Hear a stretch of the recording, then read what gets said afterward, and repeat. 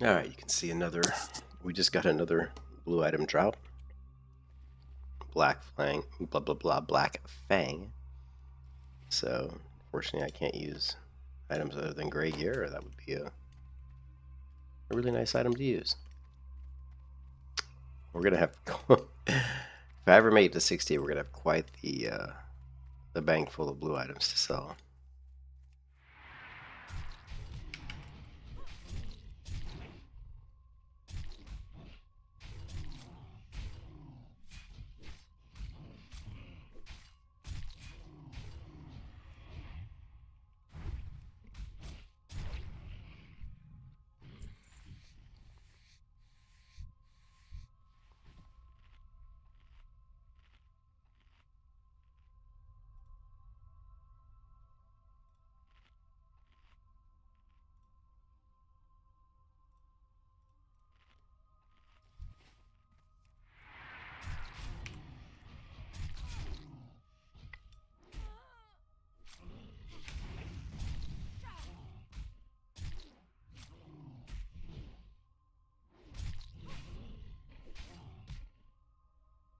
Lovely.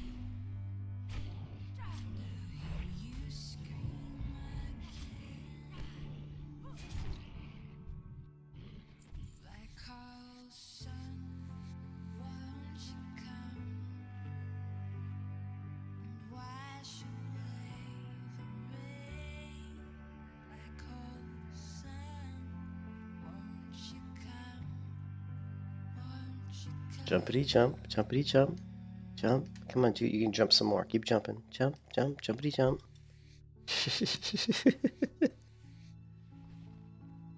Jump, come on, jump. Jump. Boing. Doing. Doing. Doing. Doing.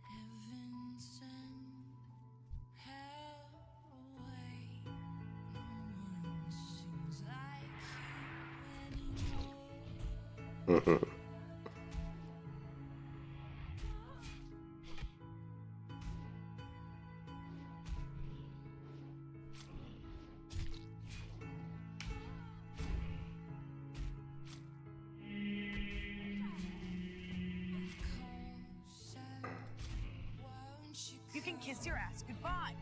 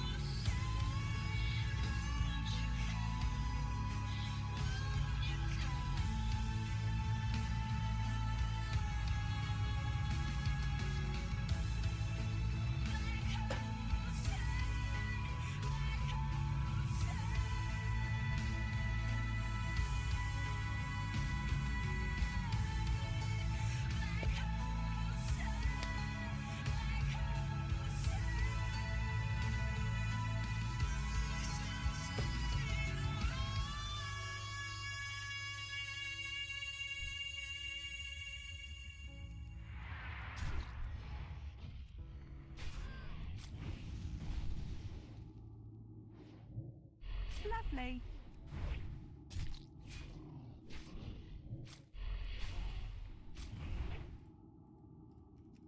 You can kiss your ass goodbye.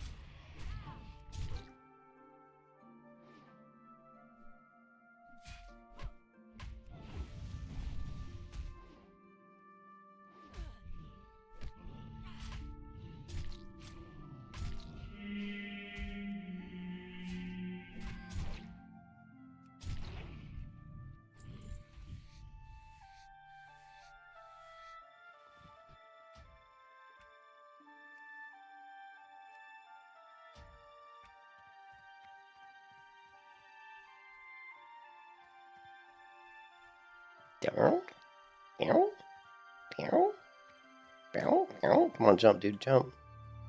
Somebody jump.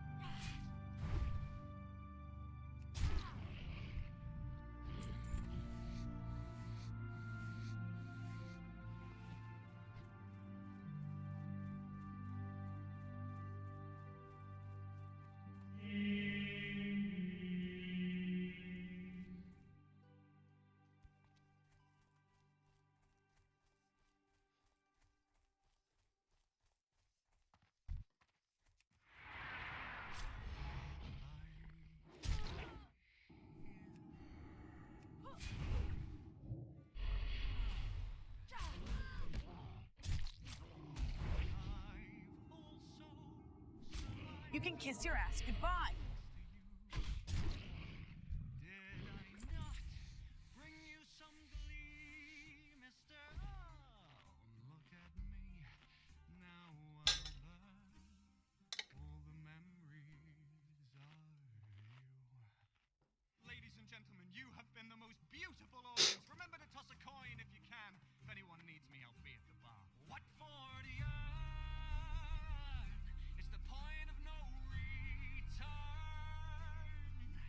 After everything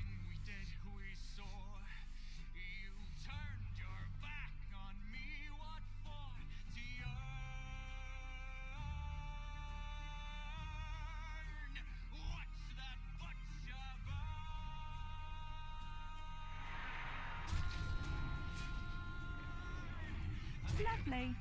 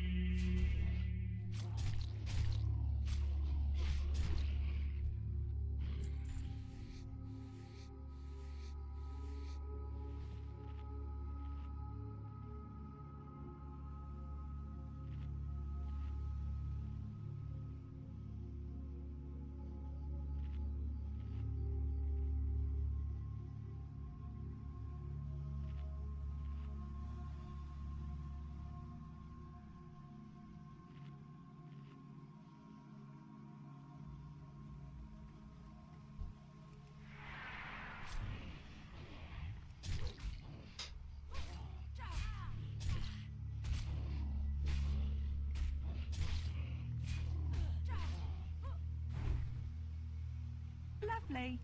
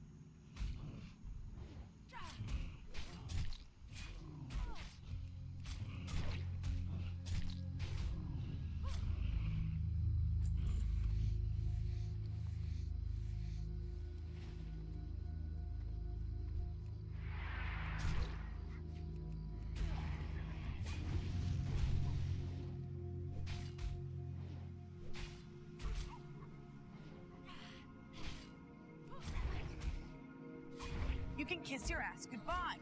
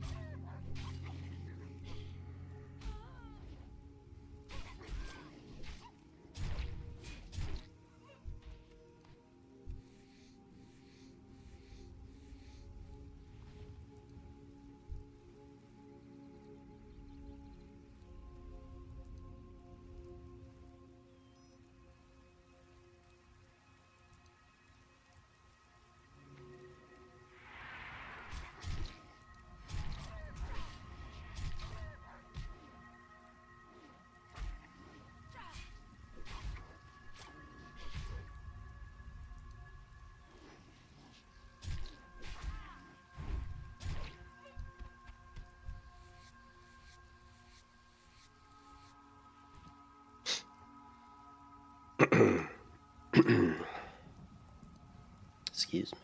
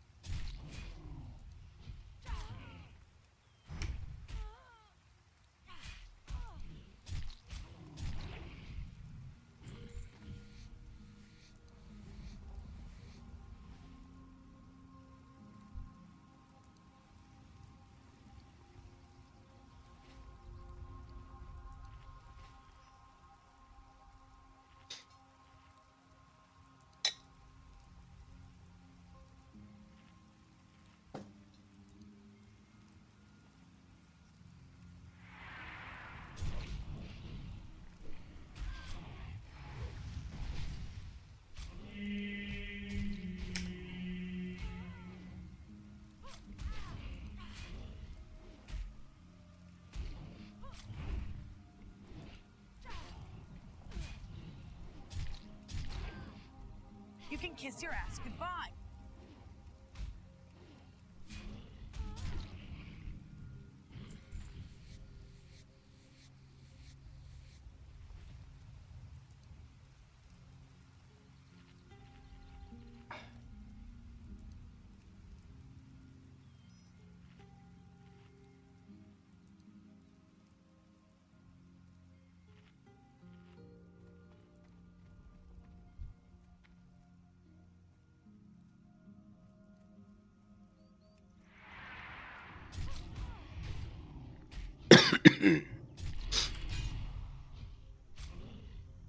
Lovely.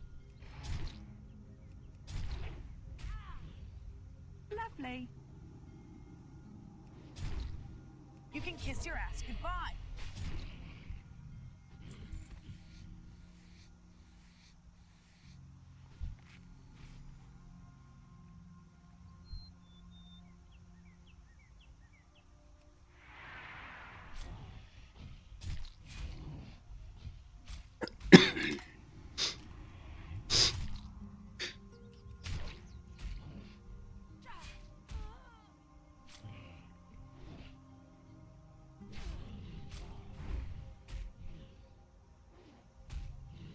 Lovely.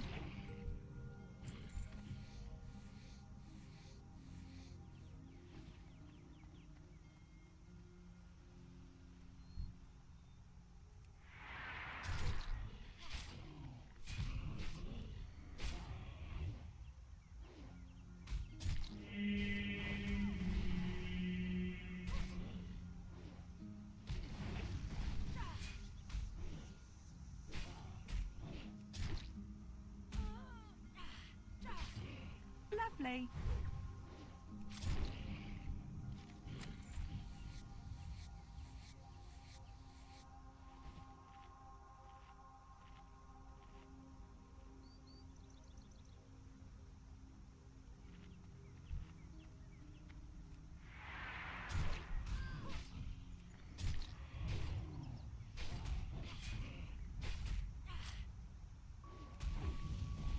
Lovely. Lovely.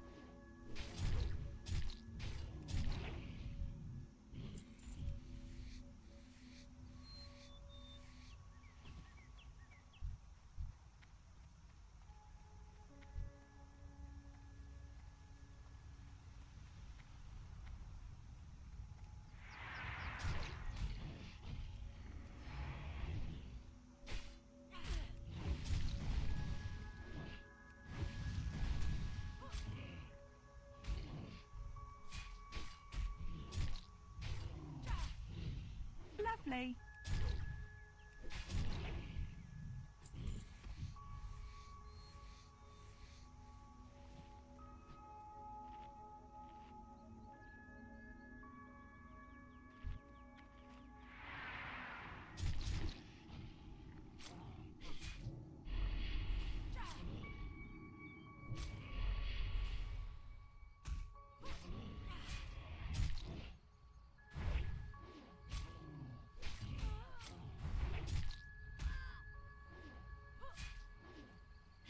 can kiss your ass goodbye.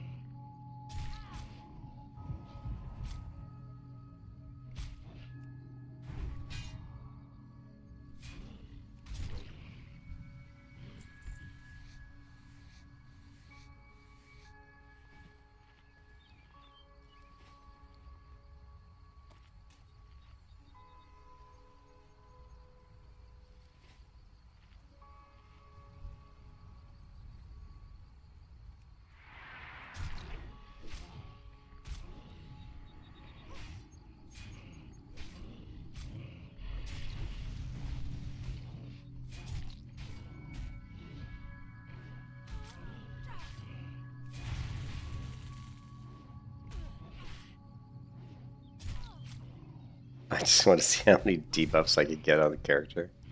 Was that like 5 debuffs? How many debuffs can a warrior apply?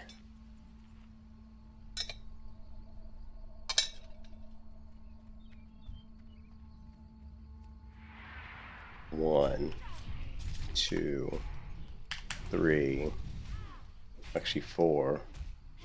Let's go for 5. Here it comes. Boom, 5 debuffs. Lovely.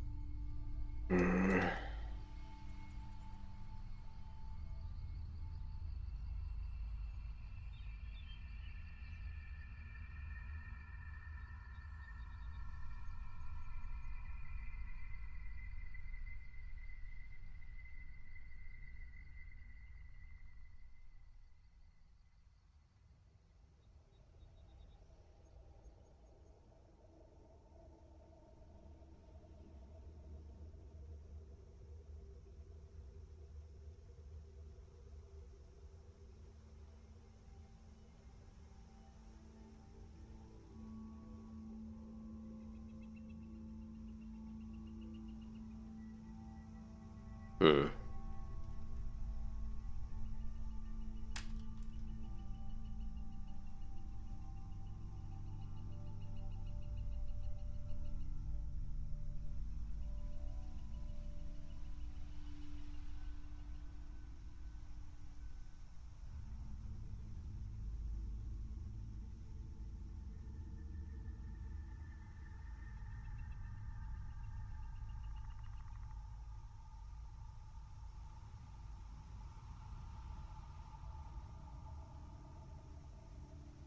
Ooh, I forgot about the demons. Yeah, but they're still too high. But demon's going to be a really good farm for us, because they're pretty tightly clustered. We got the humanoids here. They're actually Desolus could be pretty good. It's still too high right now though. When we hit like level 34, actually I'd say actually 35. When we hit level 35, we'll hit Desolus. Desolus will be good at 35.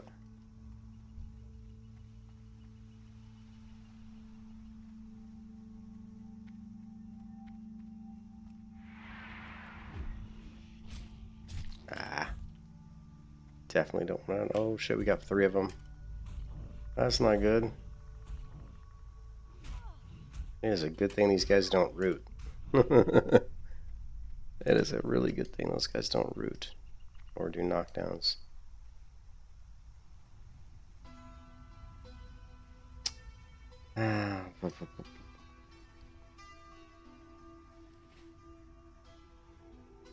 keep wanting to kill humanoids because I want to get a dagger. I'm looking for a dagger offhand, or dagger. I'm looking to swap out my weapons for 2 fast daggers. I would honestly, with this character, I would be happy with 2 1.4 attack speed weapons. Just completely fishing for rage over power. Because I think that's probably, and then it's probably, I mean, the most damage I can put out, I think. Slow weapons, Once we start generating more rage, then of course we can move away from that setup. But right now, faster weapons. If I get that 1.4 attack speed in the offhand again, that would be premium.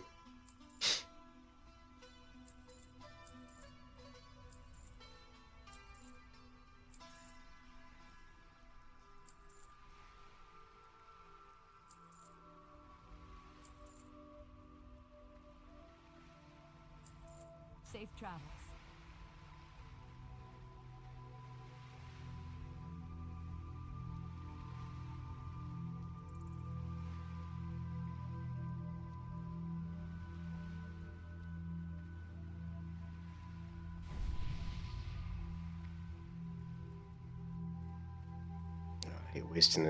I hate wasting a stamina buff, man.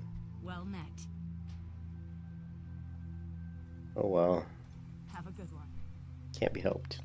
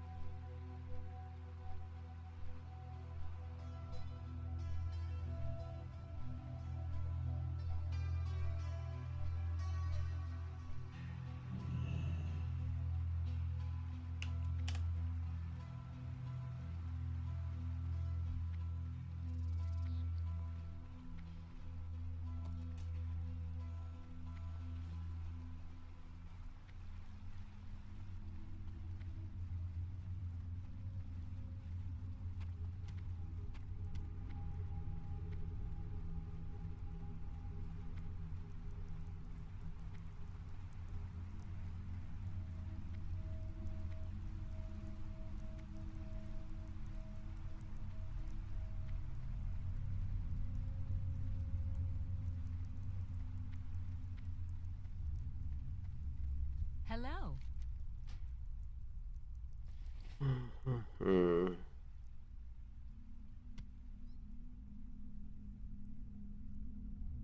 Another blue item. Add to our collection of blues. Let's sell this. Let's sell this. That.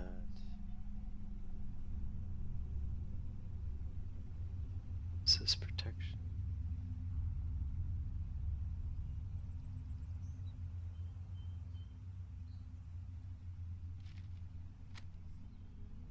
We have way too much shit. Let's.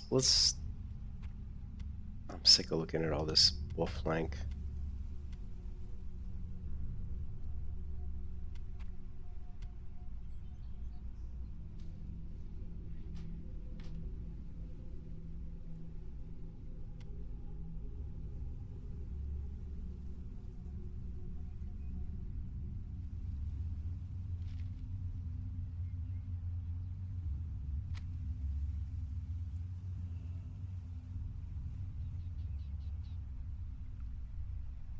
See you later.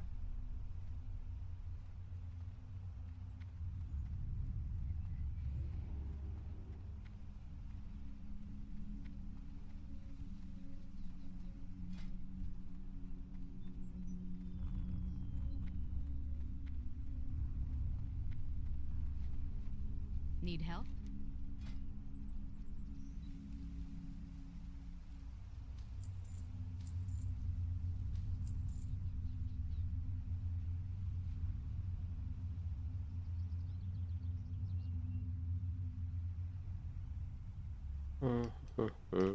Be careful.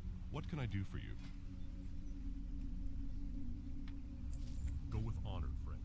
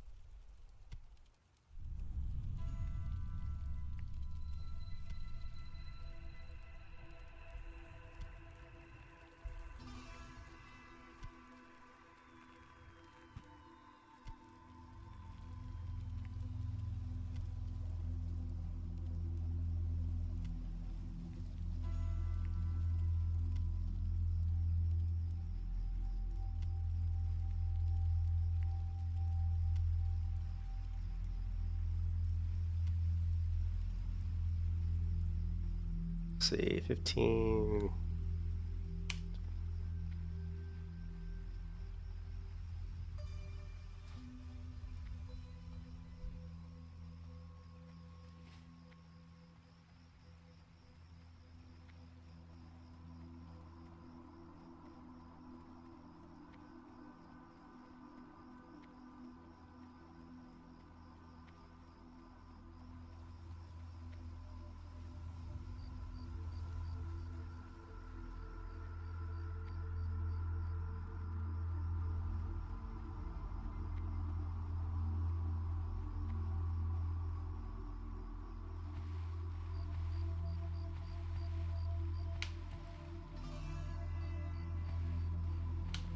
Oh, you can't get up there? Come on.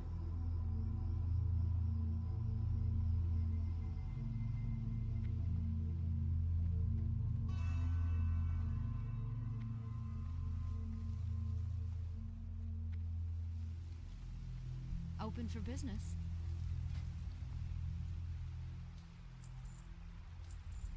Go with honor, friend.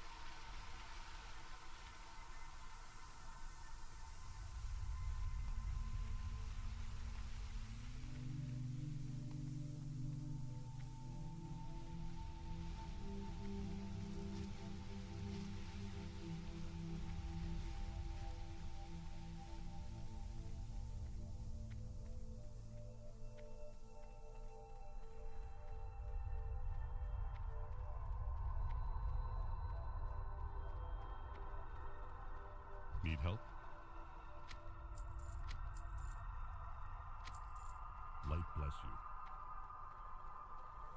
What can I do for you?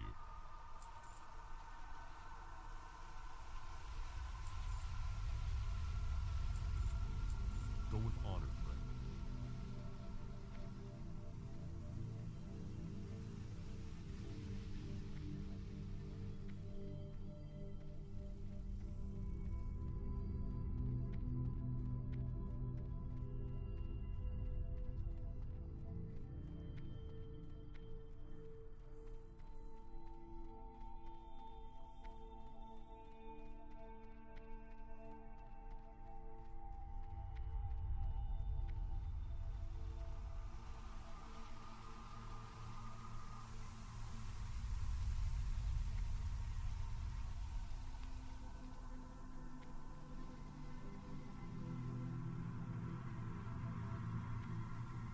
Hey there. Safe travels.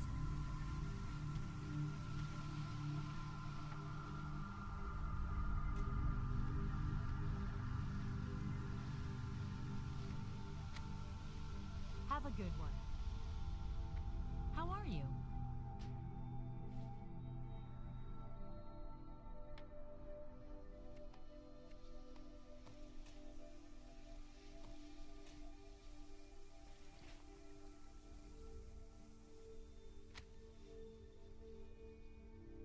See you around.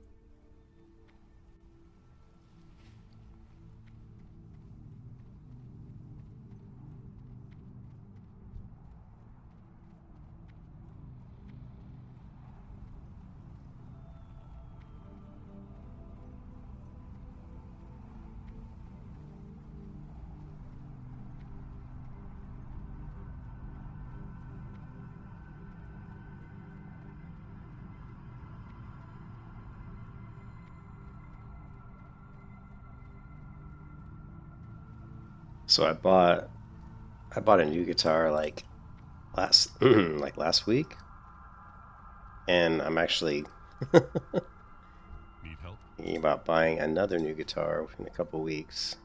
Be careful. So I can find let's see.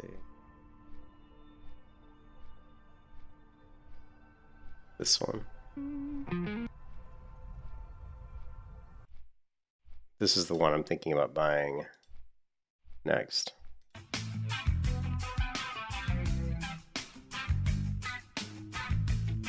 This beautiful Eastwood AS Mad Cat.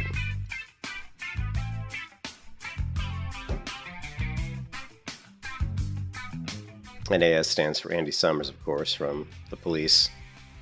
And of course, he's playing a police song. The cool thing about this guitar is it's actually got a bunch of different electronics built into it, which I don't normally go for that kind of thing, but I'm a huge Andy Summers fan of The Police, so. And I love the bridge that's got on it, and the pickups, and just the double binding. I love the headstock Eastwood has on their guitars too. Beautiful headstock, beautiful logo.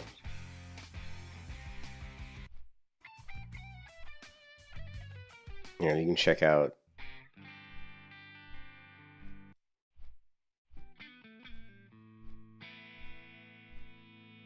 so many different options on this electronically. Yeah, it's an interesting guitar. I'm probably going to pick that one up in a couple weeks. Add it to my ridiculous collection that my wife continually probably hates me for. But I was good. Last year I didn't buy any guitars. Normally I buy at least one guitar a year, but last year I didn't buy any. So this year I was like, you know what? I've got to make up for last year. I'm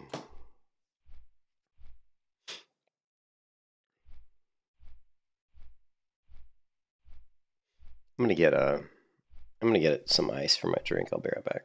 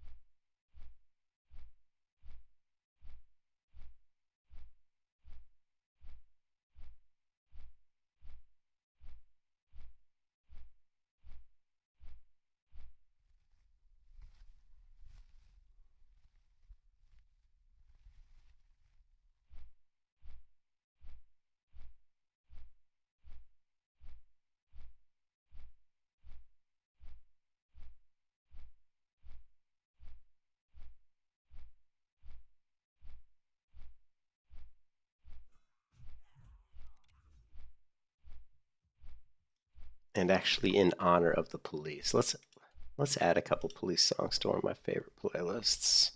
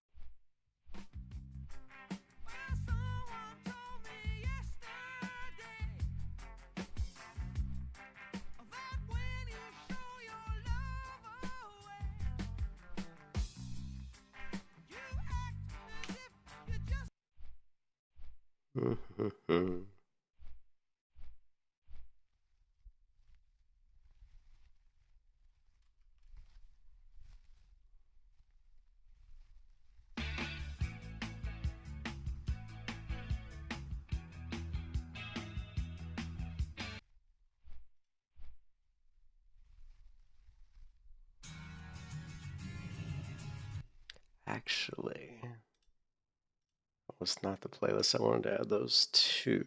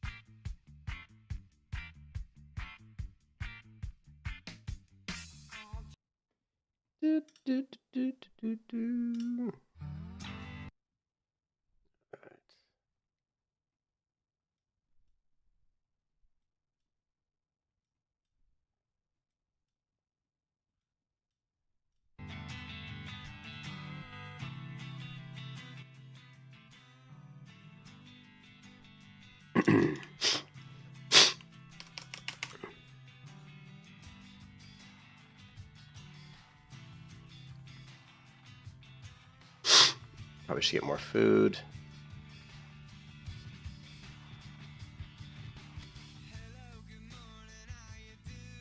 What's on your mind? Safe travels. You got my attention.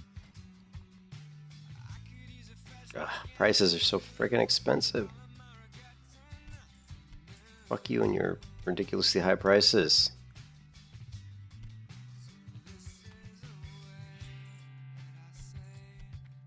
See you soon.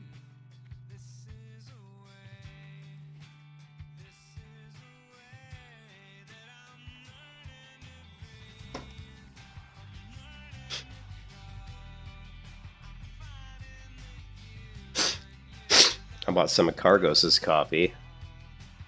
You guys are familiar with Cargos. He runs a company called Side Out Coffee in California, and I've always been a big fan of Cargos. He always seemed like one of the few streamers that just seems like a nice person. And here's a picture of the coffee that he's got. And what's funny is it's you can see the Barrens. It's completely World of Warcraft inspired. You can see the Barrens kind of seen behind the here with like the Barrens and the desert and the cactus apple. So pretty cool. Good coffee though. Actually, it was quite good. I told Cargos it was good, and you know he was responded. He's a good guy.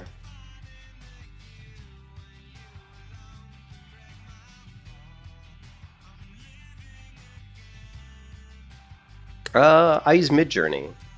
How you doing, Mr. Kodiak? I've been using Midjourney for a very, very, very long time, actually. Well, I guess, I don't know, I've been using it for a while.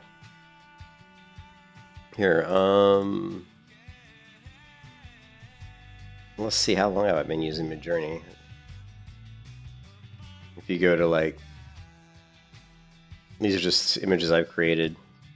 How far back does it go? It goes pretty far back. So my first image was it really 2024? Okay, I guess I haven't been using it as long as I thought. So since June of 2024. Oh no, it keeps going. I was gonna say I've used it longer than that. It's just this thing's not scrolling down. 2023. Still going back. Long time.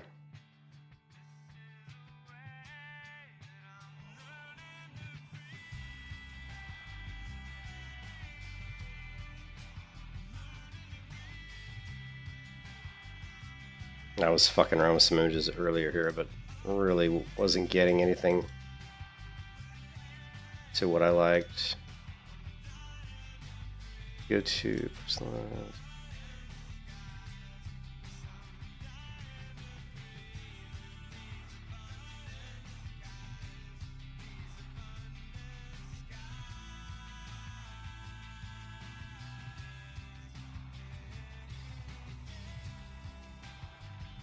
Some of these came out pretty cool.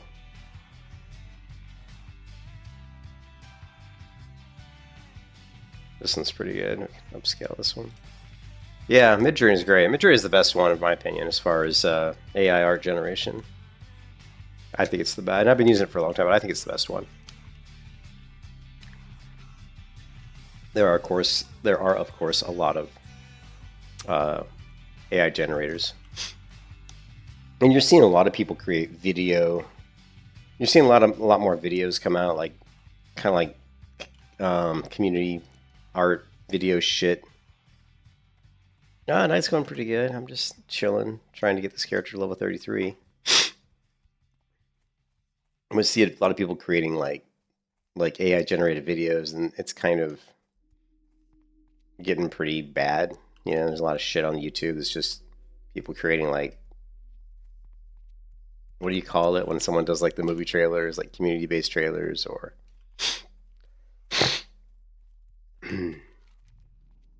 and I don't have a problem with people creating stuff. I just have a problem with people creating shitty stuff. You know what I mean? It's like, if you're gonna create videos, at least make sure they're halfway decent. You know what I mean?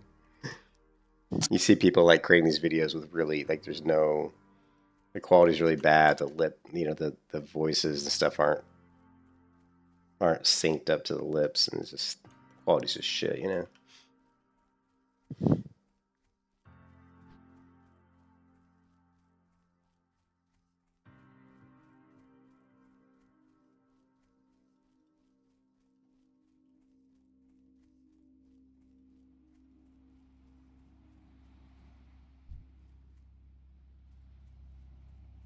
What did we get for that one? Let's take a look.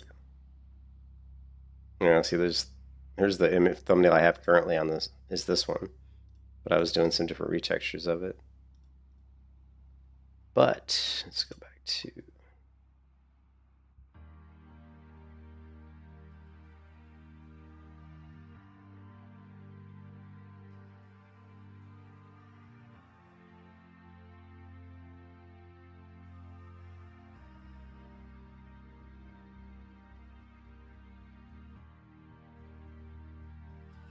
this is the one we just upscaled.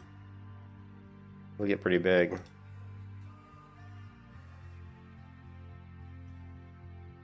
Yeah, interesting. Not great. I liked this one. This one came out pretty good.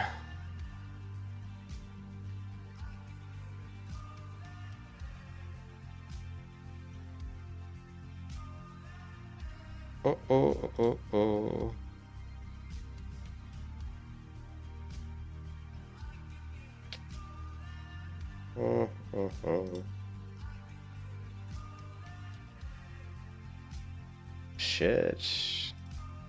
I'm half asleep. I apologize.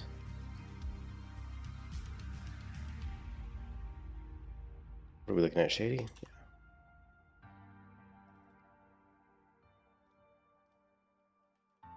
So yeah, I create different ones. Usually they're character specific, right? Like when I'm loving a character, I'll do ones that are like more character specific. This one was interesting. This one wasn't too bad. Colors aren't what I like. I'll probably retexture this. Retexture this one a few times, see if I can come up with something a little better. But not a bad image. It has potential, you know.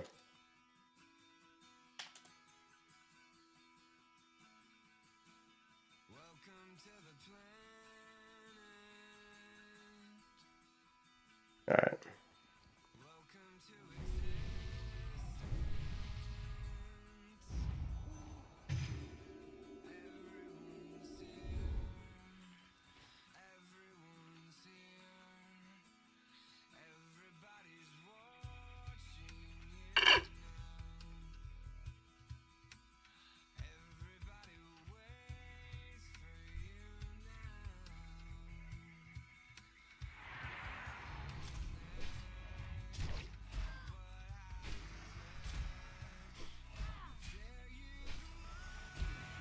I'll tell you one thing, the Raptors, they hit really hard. Raptors actually do good damage.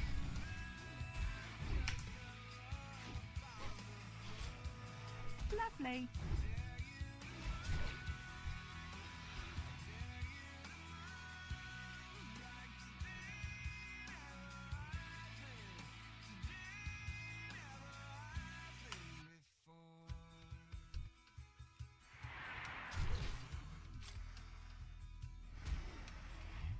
Lovely.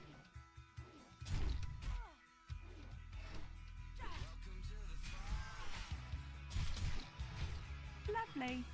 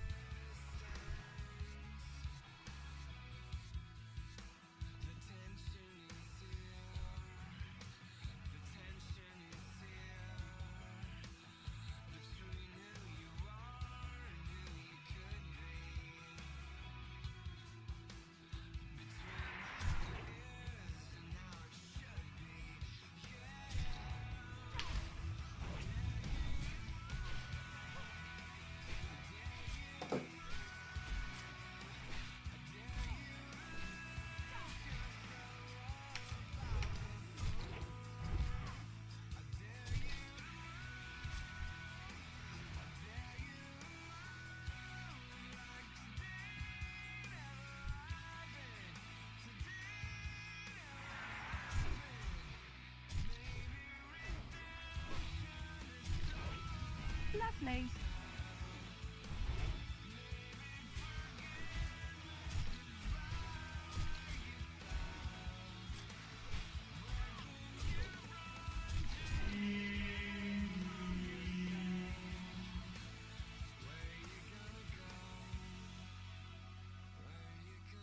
These debuffs suck.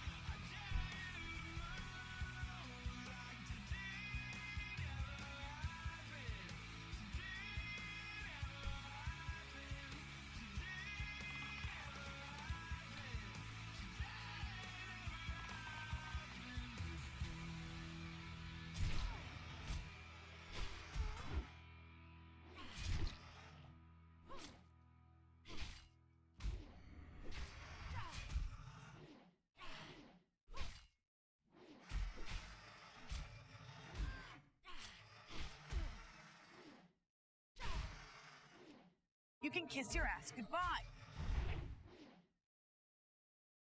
Lovely.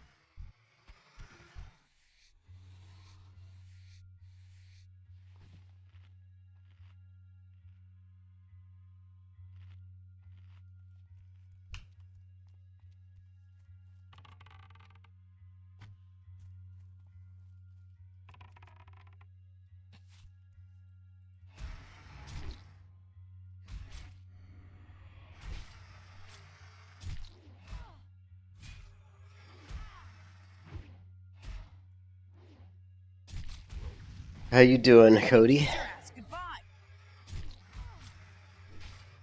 Hope you're doing well. It really kind of made me sad to watch, like, Cargos, you know, he was one of the people that, like, really was into the classic WoW movement, the vanilla vanilla servers, hardcore servers, and it really kind of sucked it because there aren't too many streamers that I really like that much or even give a shit about, to be honest. Because most of them are self-serving, you know what I mean? But Cargos was just someone who you'd see when he just plays because he loves the game. Those are the kind of people that I like. People that play. That's because that's the way I am. I play World of Warcraft because I love the game. You know, I'm a lover of World of Warcraft. You know, you had your headset on mostly. Just say, okay, no worries. Kiss your ass goodbye. I gotta watch my health here. This is getting dicey. But it kind of was sad because he, you know, and I'll probably say some controversial things, which I typically do all the time anyway, which is why my subscriber numbers always suck. But he got married. Well, I don't know how long he's been married, but he had a kid, right? And is directly proportional. Like his amount of time playing WoW is directly proportional to his kids, you know. And you know, some people, you know, priorities, man. Some people want kids and family and all that. I get it, but that's not me though. That's just not me, man. You know, he had the first kid, and then he had the second kid, and now you don't even see him play WoW anymore. And when he does play, like he's talking about it, he's like, "Oh man, I don't have time to play WoW because, you know, running his own business, 2 kids. I can't do it, man. My son is 27 right now, so I had a kid a long time ago. Lovely. And you know, he's on his own, does his own thing, all that. So, but I'm like one and done, man. One kid is more than you know, more than enough, man. It's amazing how much time they take up. So, I'm too selfish. I'm too selfish of a person. I admit it. You know what I mean?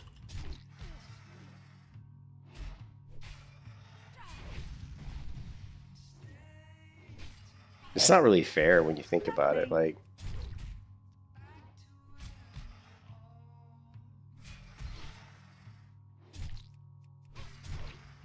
when I was saying, it's not really fair how we live our lives, right? Like how human beings like exist, you know, because you don't know shit. It takes you a whole lifetime to figure everything out, to figure out like what you like, what you don't like, what you would want to make of yourself as a person. You know, some people figure it out sooner than others, but most people don't figure it out until they're in like the late 30s. To be honest, it's pretty common that people aren't in their late 30s before they even really figure out what they really want to do with their lives. You know, that's pretty common actually. It's pretty sad, really, that people, you know, because it'd be so cool if we got to live one life, and then when that was over, you get to live your real life. You know, the first life is just your You can kiss your ass goodbye. practice run. You know what I mean? In your second life, you can actually do what you want to do. You know what I mean? Yeah, and that's pretty common. I gotta watch my health here. You were screwed. These guys hit so much harder, even than the Worgen I was fighting.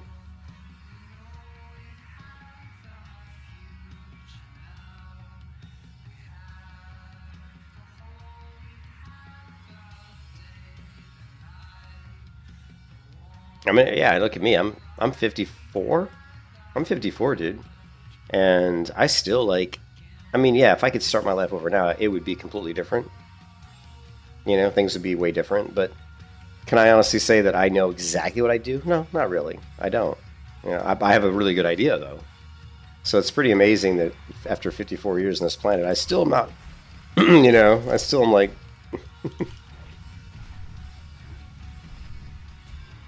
but I definitely would have a very good idea of the things I would want to do. Whether or not I, you know, it always, whether or not you can do what you want to do is not always easy. And it's just because you know what you want to do doesn't mean you're gonna, doesn't mean you're going to accomplish. Doesn't mean you can necessarily accomplish what you want to accomplish. It's a great question though. Like if I started my life over, what would I focus on? What would be my goals in life? You know. I think it's tough because there's the things that I fell in love with in my existence was tennis was a big one. I was a big tennis player. I mean a huge tennis player. I loved the game of tennis. I wanted to be a professional tennis player. No doubt about it. The only reason I didn't go down that path to try to become a professional tennis player was because I was too short. Because I'm only like 5'10", well, 5'9", really, about 5'9", and I recognized that. And this was back in the day when being short was not as big a deal as it like today. It's even worse. You know, like trying to be a professional tennis player today is even. You know, height is a big deal. Let's just put it that way. In all sports, really, in all sports. But I was actually at the point in my life where I almost went to Nick Bollettieri Tennis Academy, and my mom was gonna. And I grew up really poor. I was really poor.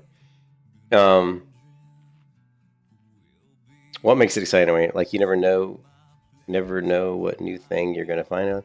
Well, maybe when you're younger. I think when you get to be old, it's maybe exciting when you're 31. But let me tell you, it's not as exciting when you're 54. Because you start to realize when your body starts to break down, and it will, and things become a lot more difficult. You know, things aren't as easy to do when you're older as they are when you're younger. And a lot of that comes down to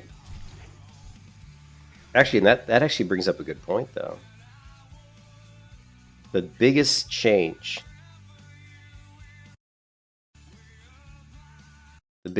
I would make if I could do my life over is I would eat completely differently. I never would have drank alcohol at all. Never would have drank. I mean, I still would have drank in college maybe a little bit, but definitely would have drank a lot less probably. Well, it's hard to say. I mean, it's hard to sit there and turn down. I mean, I had a shit ton of fun in college, and I partied like crazy and all that, like typical college kids do. But I definitely would have stopped drinking at a much sooner. But I would eat totally different. I would be much healthier. You know, I probably would have been, you know, so basically just healthy living, eating better, working out more. It would have been a bigger focus in my life than it is today. You know, of course, it's never too late to work out and eat healthy, and that's part of what I've been doing this year is I'm eating better and working out more. But definitely would have. There's certain things I would have cut out of my diet. Like I don't drink at all anymore. Like I quit drinking a couple years ago. I don't drink anything. I don't touch alcohol anymore. I don't eat fried foods anymore. You know, I used to love fried chicken. I don't eat fried chicken anymore. Pizza was my favorite food. I mean, I literally eat pizza like 2-3 times a week minimum. I eat pizza like now once like every probably 4 months. So, you know, I've really cut back on a lot of things, you know. And that's just because I know like shit's just not good for you. It just really isn't. And you don't think it, like the thing is people don't think about it when they're like 20, you know, in their teens or 20s or 30s, but shit's horrible for you. It's literally terrible for you. And you may not see it when you're younger, but believe me, you are doing damage to your body. You just don't realize it.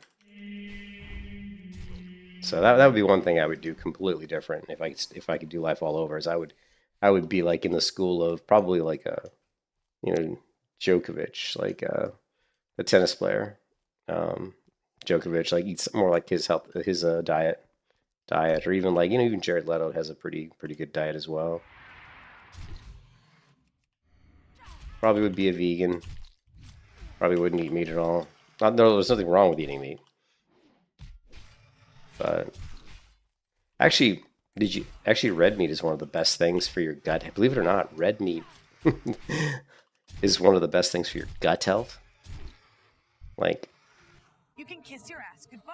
Like your body actually needs certain kinds of nutrients that are found in red meat. It actually is really good for your gut. But a lot of it just comes down to how you prepare your food too. But one thing that's interesting is like over like 60% of the stuff when you go to the grocery store and buy food, like over 60% of the food that's on the shelf is in some way been cooked in oil or has oil products in it. And most of the oil products are just really, really unhealthy. And when you look at like, Lovely. there's actually a really good one good video I watched a couple days ago. You know, back in the 20s and the 30s, if you talk to someone who grew up in the 20s and the 30s, right? And you ask them what did they eat for breakfast, what did they eat for lunch, right? It would be completely different than to what people ate today. Like if you went to the grocery store in 1920 and you went to the area where there's like cereal, you're not going to see like Flintstones and Fruit Loops and all these crazy like sugary type cereals. Most of that stuff didn't even exist. You know, most people ate like oatmeal, you know, maybe they ate bran flakes or something. You know what I mean? So people ate like way, way healthier. And it wasn't because they were trying to eat healthier. A lot of it was just simply because all the crappy, really horrible, like over-processed foods didn't even exist. You know what I mean? They didn't even exist. So you just kind of ate what was there, but what was there just happened to be a lot healthier than what's there now. You know, and cancer, the reason cancer exists is simply because of all the chemicals and the chemicals everywhere. Chemicals we put in our body, the chemicals we put on our chemicals we sit on, just the chairs we sit on, the clothes we wear, everything's been created via all kinds of different processes that, in a lot of ways, were chemical based. So I don't talk about this shit on my channel, obviously, very hardly ever, and I'm going to shut up about it pretty quick. But yeah, it is. If I could start life all over again, that would be one thing I would definitely focus on. Would be physical health a lot more, like what I ate, how I took care of myself. You know what I mean?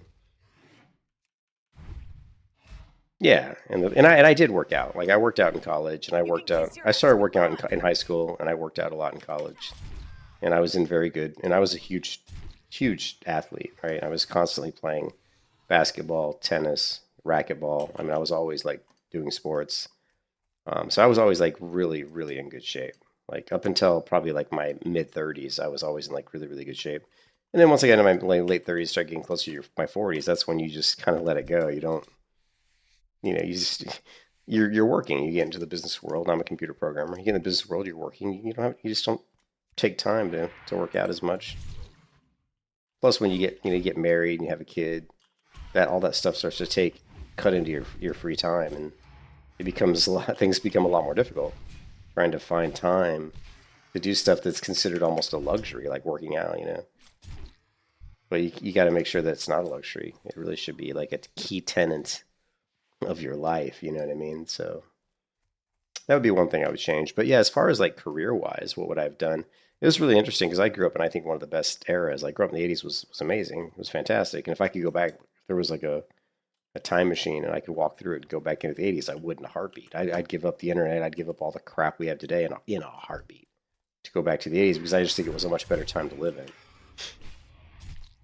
It was way better. People were friendlier. There was a lot less shit going on in the world. You didn't have all the social media.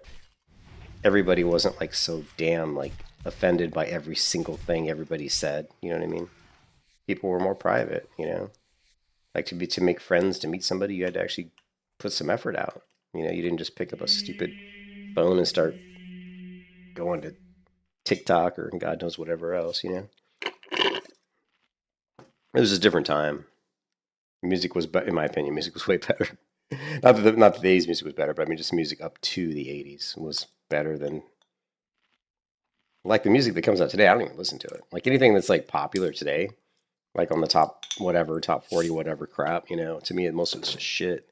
Not that there isn't good music out there. There's a lot of good music out there, but it's not in the mainstream. The good music is the stuff that's like if you go to like platforms, like social media platforms, like, and just do a search for musicians, you'll find a lot more. Like, you can go to YouTube and just search for like guitar players and musicians. You'll find a lot of really amazing musicians that are nobodies. Nobody knows who they are. Well, a few people do, but they're phenomenal musicians,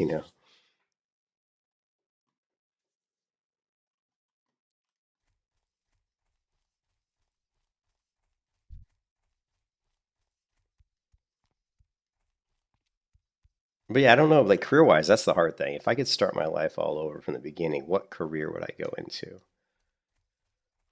um, I mean, I would do well, the thing is, I would do what I wanted to do. Even when I actually, it's funny is the first time around, like when I was in high school, I always knew what I wanted to do. Like, I always knew I wanted to be in a creative field. Like, my whole family is artists. Like, my brother's an artist, my mother's an artist, my sister's an artist.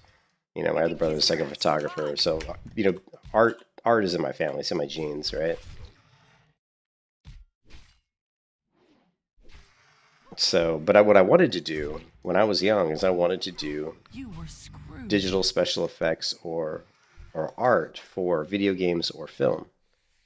That's kind of what I wanted to do. The problem is when I was graduating college, which was back when dinosaurs roamed the earth in 1993, I think, when I graduated college.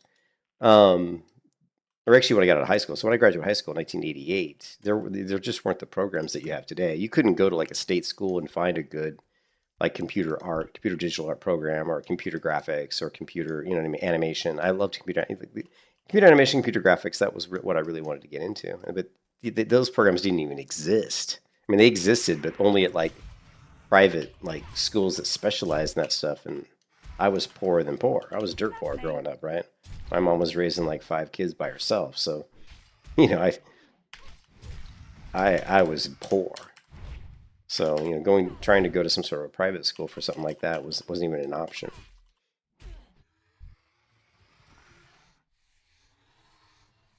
And it's so different back then too. Everybody went to college. Everybody thought that college is what you had to do. Like today, it's totally different. I wonder what the percentages of high school students graduating today that even attend college. Like back when I graduated high school in 1988, everybody went to college. Like everybody was thinking, "Where are you going to go to college?" That was just normal. Everybody went to college. But now it's not like that, because now there's so many like different types of programs and trade schools, and just so many different things you can do to get certifications and get the skills you need to get a job without even having to go to college. You know.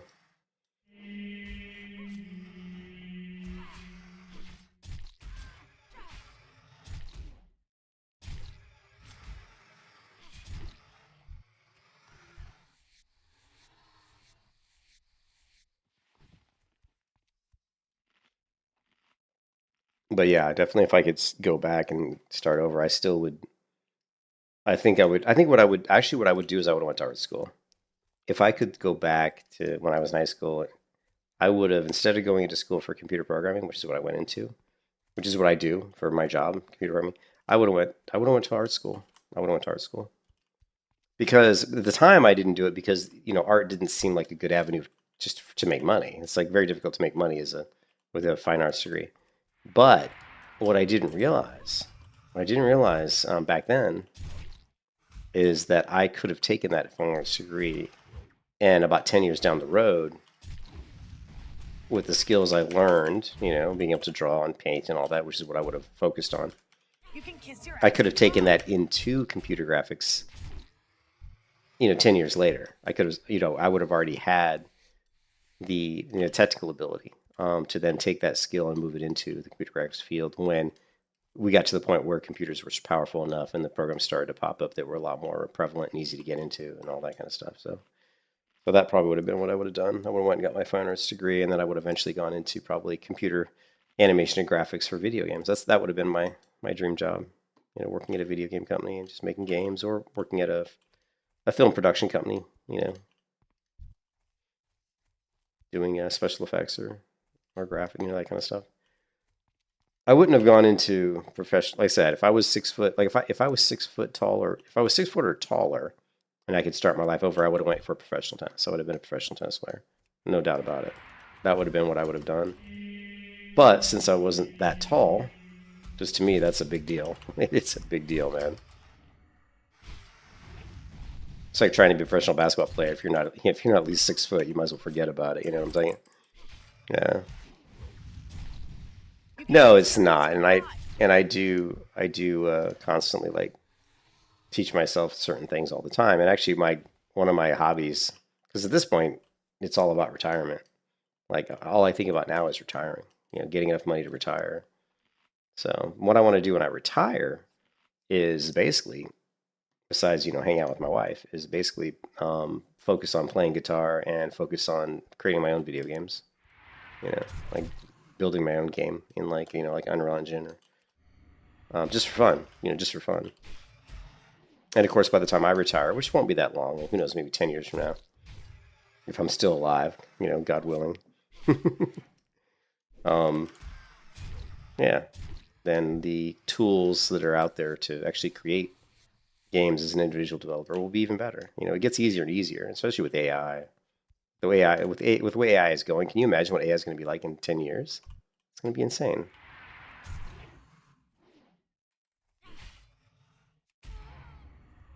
I think we're gonna see a lot more indie. We have to see a lot more indie game companies come out. Like the quality of games from AAA companies has gone way down, like way down. But but with the advent of AI and all the improvements in the tools used to create video games, we should start seeing You can kiss your ass a goodbye. lot more indie companies come out and start to create quality products. You can kiss your ass goodbye.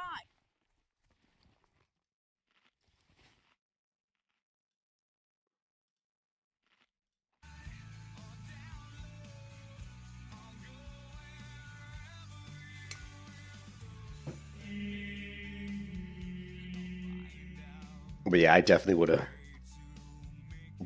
have focused on personal health a lot more if I, like working out and eating healthier. Lovely. And the cool thing about that too is if you start that at a young age, it's easier to maintain because it's all you know. Like if you're eating healthy and eating good quality foods. Actually, another thing I would have probably done Goodbye. Lovely. is I probably would have focused on, raising my own food, creating my own food, like creating my own garden, growing my own food. That would be another thing I probably would have focused on as well.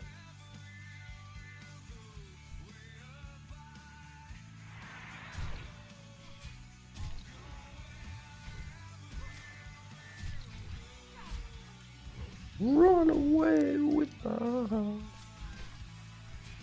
Lovely.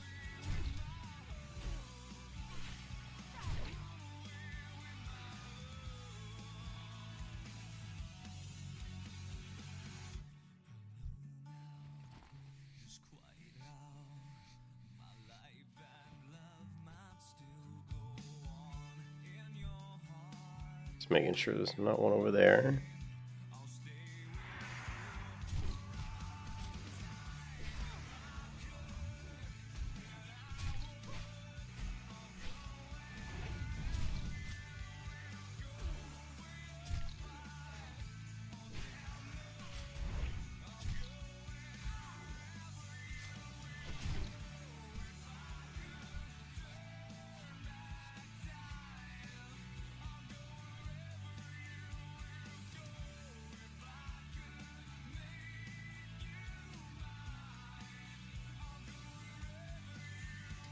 Yeah, I was. I'm very competitive, but not competitive only in the things that I want to excel in. Like, so in tennis, I was very competitive but I wasn't super competitive in a way that, you know what I mean? Like, I wasn't competitive in a bad way. Like, when I played in some tennis tournaments and stuff, I played in tennis tournaments when I was younger, and I was very competitive. I wanted to win, but if I didn't win, it wasn't. I was really good. That was the one thing, is like mentally. Because sports, especially individual sports, right, are, I swear they're like 70% or 80% mental, right? You have to have the mental capacity, especially tennis. Tennis is very much a mental sport. My friend that I played tennis with was a great tennis player, right? The guy that I played tennis with every day, in the summer I played tennis every single day, like 4 hours a day, 6 hours a day, every single day, every summer. And I ate, slept, and drank and lived tennis, right? And my friend had a serve over 100 miles an hour. So I had a good return serve because I was always returning this guy's serve that was, this is back when I was like 16 years old. So my friend at the time, who was he was 16. He already served it over 100 miles an hour. He was like 6'1", and he just had a killer serve. And he was a better player than me. He had more explosive shots. Like, he could just blow you off the court, you know what I mean? He had like this massive serve. He had this massive forehand. He had a two-handed backhand, back when two-handed backhands weren't quite as popular as they are today. And when we played against each other, he won most of the time just because he just had the power, man. His game was so powerful. He was hard to handle. But when we played tennis tournaments, I always did better in the tennis tournaments than he did, because he just never, like in the tennis tournaments, he'd always get a little nervous, and he'd never play quite as good in tennis tournaments as he did when he was just on the practice court. And especially in the big points. In the big points, he always kind of choked. And I was completely the opposite. Like, in practice, I always played good, right? But in the tennis tournaments, I always played better than when I practiced, because I always like that extra like adrenaline, that extra like wanting to do well. I always excelled. That was one thing I was always good at. So mentally, I was way better than he was. So if we would have played against each other in a tournament, I probably would have won. When we played privately, he probably won 7 out of 10 games. But I bet if we played together versus each other in an actual tournament, although he might be, since it was me, he probably would be relaxed and probably still kick my ass. But but in the tournaments, I usually did better than he did. So So it's interesting, you know, the mental part is so big, you know. You were a boxer, and it was very difficult for me to have a healthy relationship with that with competition. Oh, I never had a problem with like that was never an issue for me because I'm a very laid back person, right? That's my personality. I'm very laid back. I'm very chill. You know, I'm very competitive though. Like when I do anything, I want to do it well. I'm extremely competitive. I'm competitive in WoW. I try to keep that side of me tamed, you know, but it comes out. Whenever you do anything and you get good at it, you're going to be competitive. It's hard not to be, You can kiss your ass right? goodbye. Lovely. Like in college, for example, in college, okay, so in college, I was in a racquetball league, a volleyball league, a volleyball league, a dart league, and and a basketball league. So in college, I played in all of those leagues, right? I was volleyball, basketball, darts, and racquetball. You know what I mean? Yeah, and I excelled in the pressure moments. I excelled. Like in the dart league I shot, like I was new to darts. I hadn't really played darts much growing up. And so my friend who was a big dart player, like big time, you know, metal tip darts, whatever. Oh, here's the guy. I actually need this mob. Nice. We don't have to run up top to get him.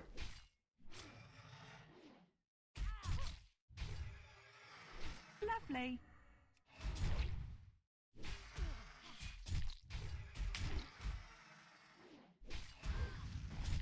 You can kiss your ass goodbye. And he taught me how to play darts. Here's a guy who played darts like his whole life, right? He grew up playing darts, and he was in dart leagues. You have A, B, C, and D players, kind of like that in most of the leagues, right? In most college leagues, sport leagues.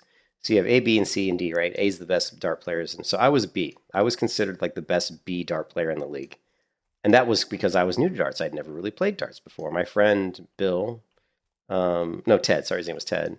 He he had a metal tip dartboard in his dorm room, and we used to play together. And he taught me how to play because we met because we lived in the same dorm, and we went out and drank beer together and all that. And he said, "Hey, do you ever play darts?" I said, "No, not really."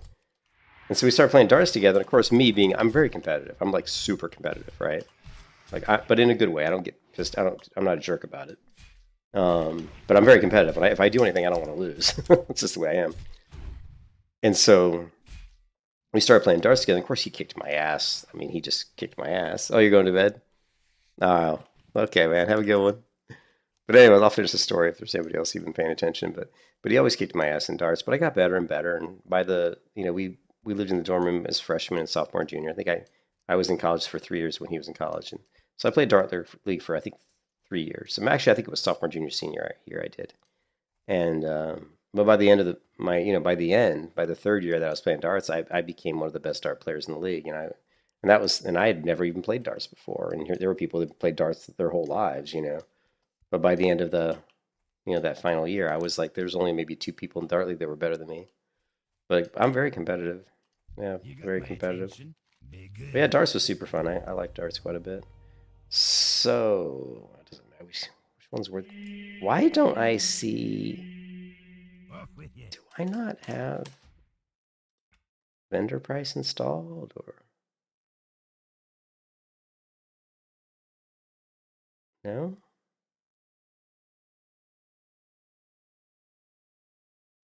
I think what it was is I had it installed, but it was throwing a lot of errors, so I got rid of it. I think that's what happened. Well, the bow will be worth the most money. So.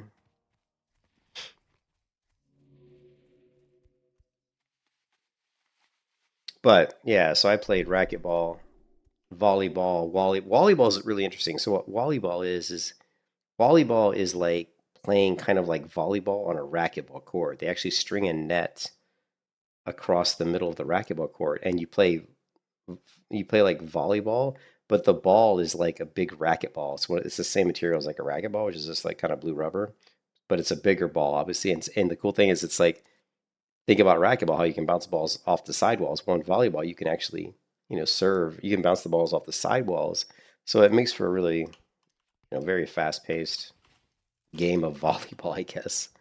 It's completely different than regular volleyball, but it's super fun. But I would say what I was most competitive in college was racquetball because as a freshman I started playing racquetball in the B League and I won the B League, right? And then sophomore year I played the B League and I won the B League again. And then so this my junior year I joined the A. I went up to the A League, which is all the best players, and I finished. I think I won the A League, and then my senior year I did the A League again, and I think I might have lost.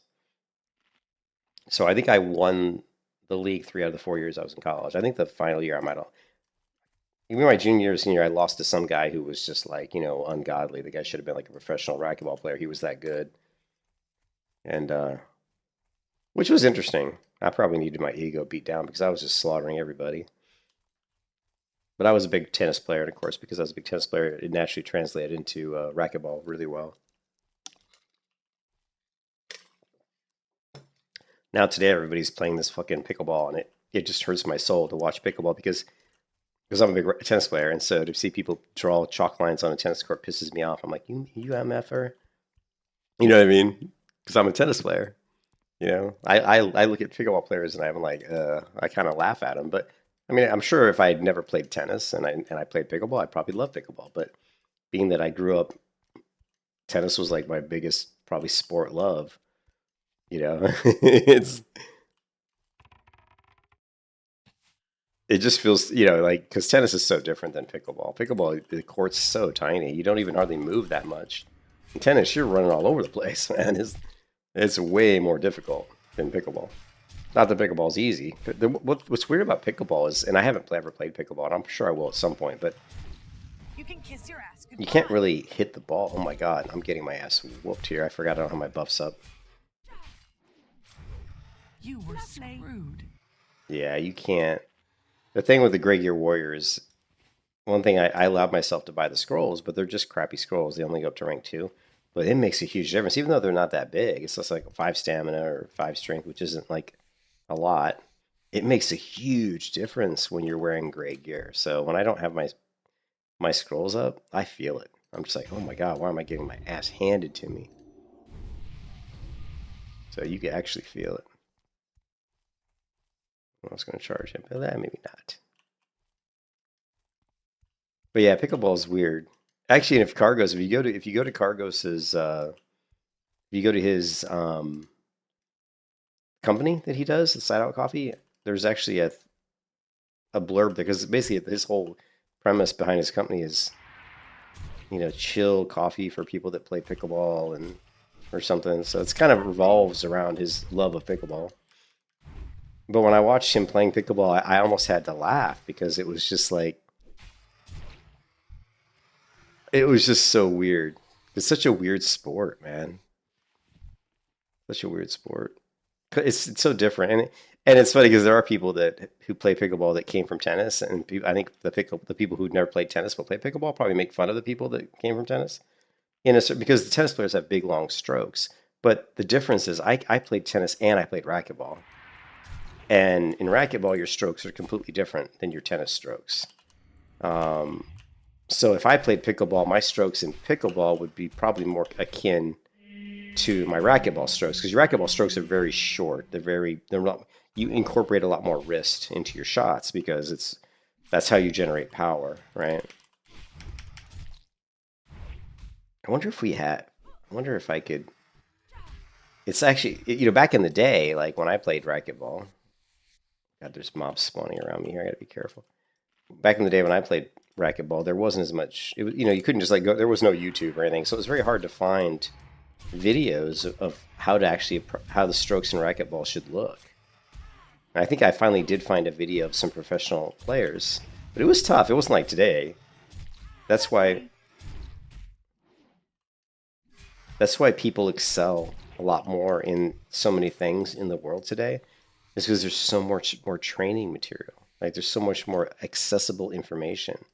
Like there's so many more great guitar players today than there ever were back in like the 80s or the 70s, because there's so much information out there telling you how to practice, what to learn, techniques, technical stuff, Same thing with any sport. Like You know, there's so much information on there, how to hit a proper forehand or serve, or how to throw a proper fastball or curveball. You know, there's so much information out there, which, you know, back in the 70s, you couldn't just go to YouTube and figure this stuff out. You had to go out there and try to find somebody who knew how to do something and then probably pay them money to teach you. So it wasn't so simple, you know. So it just, you know, it wasn't easy. So like if we go, and I'm really curious. I've never actually done this. I don't think.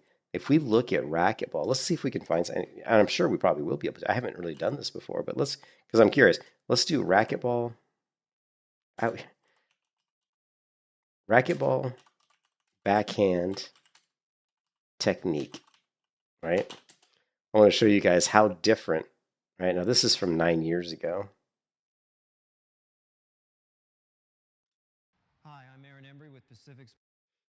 And this is from 12 years ago. I'm saying, man, these videos are old. Let's find one that's a little bit more recent. Let's go filters. Let's say, well, let's not just do that. Let's just do a search. Or how about 9 years? Wow, some of these are so old. Here's a backhand drill. Check this out. So, but if you watch this, notice the elbow is really close to the body, and the wrist is always going to be curled, right? It's always going to be laid back. Because in racquetball, especially the backhand, it's a much more wristy shot than what you have in tennis. And if you ever play pickleball, let's check this out. If we go to Side Out Coffee, right? Check this out. We go to Cargos's site and we go to, let's see, I think he had it on here.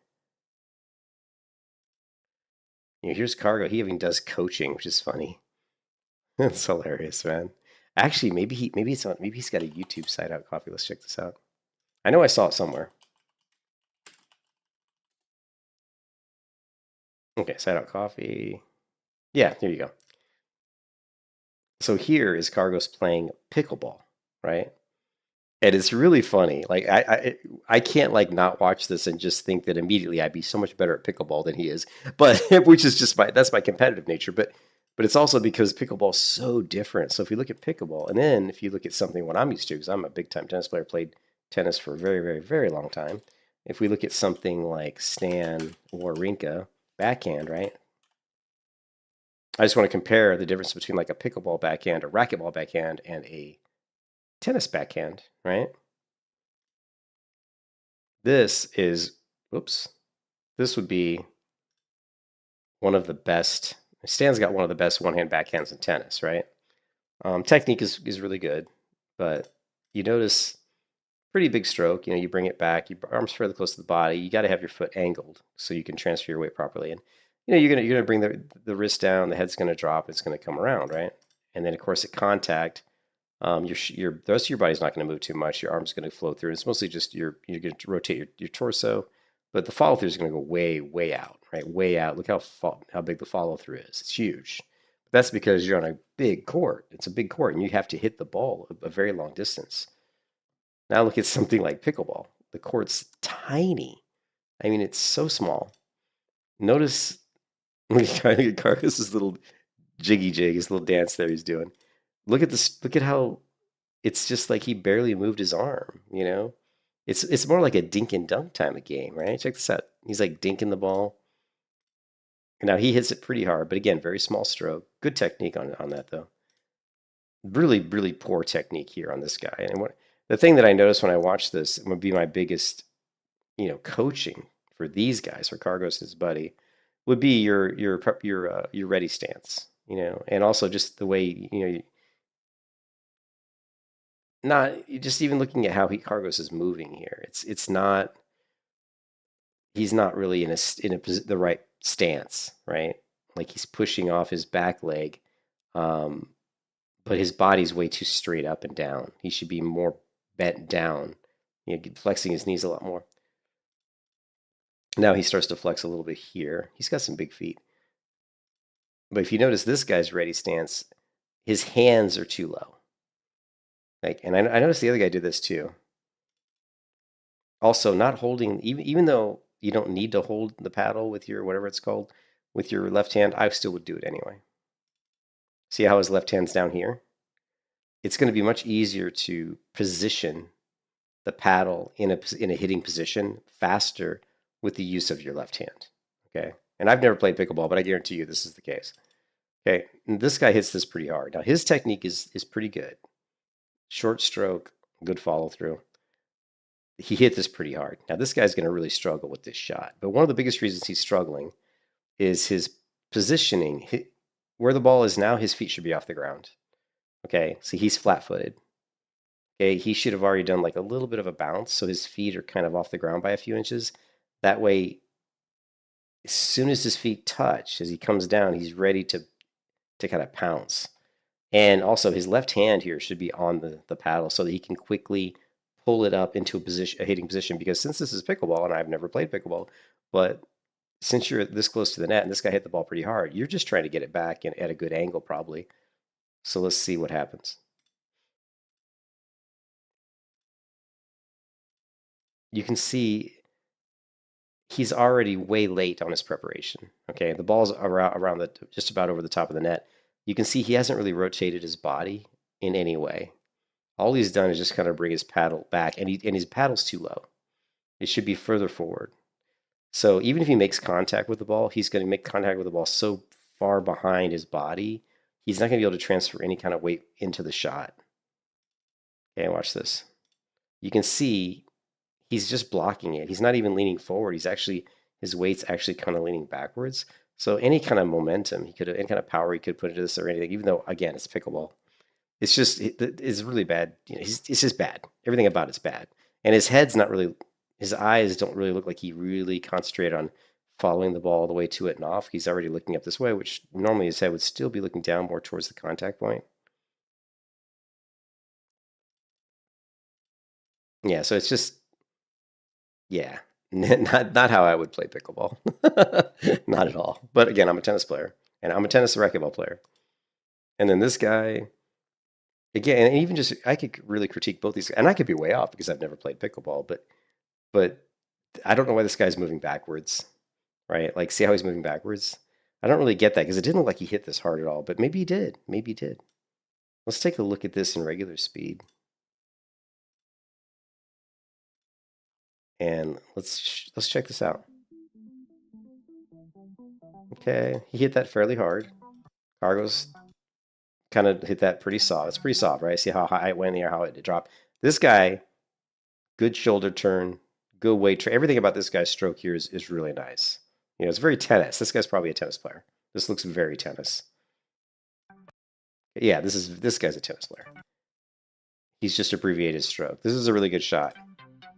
Now this guy just kind of blocked it. But apparently it was enough. Even with just the block, apparently it was because this guy did hit it hard. Even just with the block, apparently it was enough to push this guy back. Because watch him go back, right? Personally, my goal to play pickleball would not be I wouldn't want the ball to bounce. If I was this guy, I would have wanted to take that out of the air. And I would have wanted to go right down the middle. Because it's kind of like playing tennis doubles. The reason you go down the middle is it causes confusion between the enemy team. It's very difficult if you hit it perfectly between the two players for them to know who's going to take the ball, right? They have to have incredible communication. So my goal would have been to take this ball out of the air and to hit it right down the middle and keep it pretty low over the net. Also, when you hit it right down the middle, it's more difficult for these people to really create angles. Like if this guy took it with his forehand and he tried to go back this way, this guy would be right there for it. If he tried to hit it down the middle, this guy's in a pretty good position for that. If he tried to hit it over here, this guy probably could get it. If Cargos has it, since he's left-handed, the easiest shot, the winning shot out of all of this would be if this guy hit it down the middle for Cargos to hit it cross at an angle right here. That would be the most optimal position to hit a winner from here. But now, again, this guy lunging. Now, I don't understand this, the pickleball. I don't understand this gray area. I mean, can you not step into? I mean, I don't understand how that works. I think you can't because the way he did this, I guess you can't move into this gray area. It's such weird to watch pickleball, man.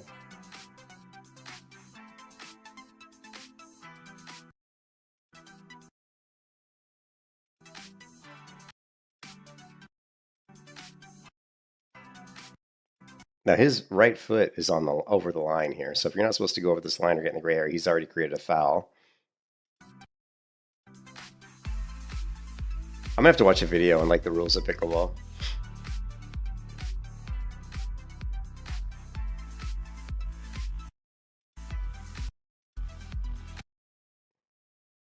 Not sure why Cargos decided to take this one. He's not as good a position as his partner to take that one. And he's going to pay for it, if I remember correctly.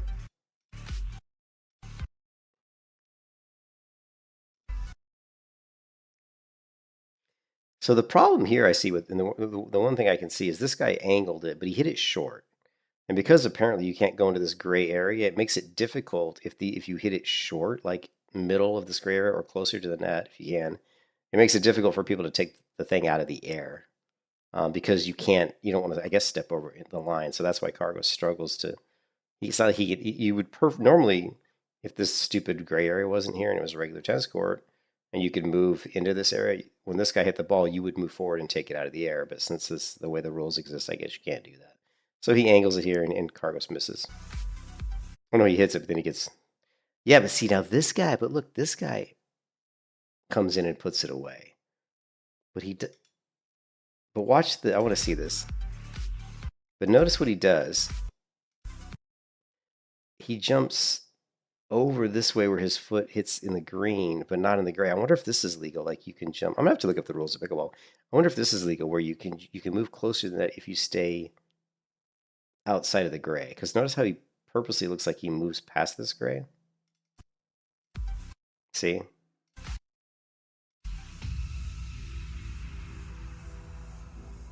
Yeah, I'm gonna have to look up the rules of pickleball. Anyways, interesting stuff. Oh my god, I can't believe it's 3:29 a.m. All right. I'm sure pickleball's fun, but being a tennis player and a racquetball player, like looking at a pickleball court, it seems like the goal of pickleball was to create a sport that was easier for older people to play because you don't have to move as much, and to make it maybe not require as much space. Like the court doesn't have to be as big, so it's easier to make more courts in a smaller space. So it's a pretty genius move on whoever came up with the idea, because it's a lot easier, a lot more marketable. Tennis is a lot more difficult, like way more difficult. Hitting tennis strokes accurately, back and forth consistently, takes a lot more talent than pickleball, because pickleball, your strokes are so much more simplistic, and you're hitting the ball such a shorter distance. So it's just easier. I'm not saying easier to be good. I'm just saying it's easier to just hit the ball in, because if you're only hitting it like a foot, 2 feet, as opposed to having to hit the ball like 30, 40 feet from one end of the court to the other in tennis. But it is interesting. That's why the reason I brought it up and talked about it is because I'm definitely interested in pickleball. It hurts my soul to see it because I feel like it's becoming so popular that it may eventually, a lot of the tennis courts that were made for tennis might be converted to pickleball courts, which kind of hurts me a little bit because I'm such a fan of tennis. But there's some videos on YouTube you can find that says, does tennis have a pickleball problem? Because, which is an interesting conversation.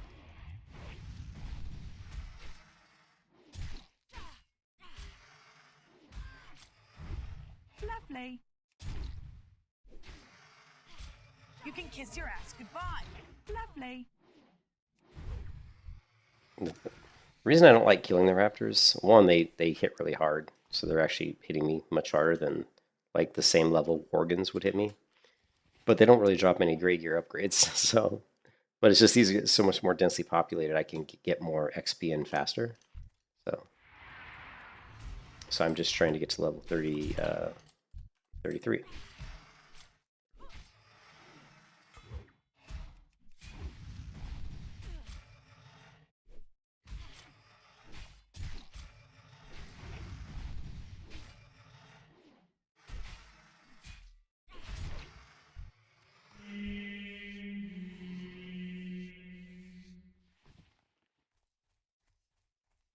Yeah, what I was talking about with pickleball and racquetball was I was saying in racquetball, there's the way the backhand works is you coil your arm up near your left shoulder, and when you bring the the racket down, you create this really whipping motion.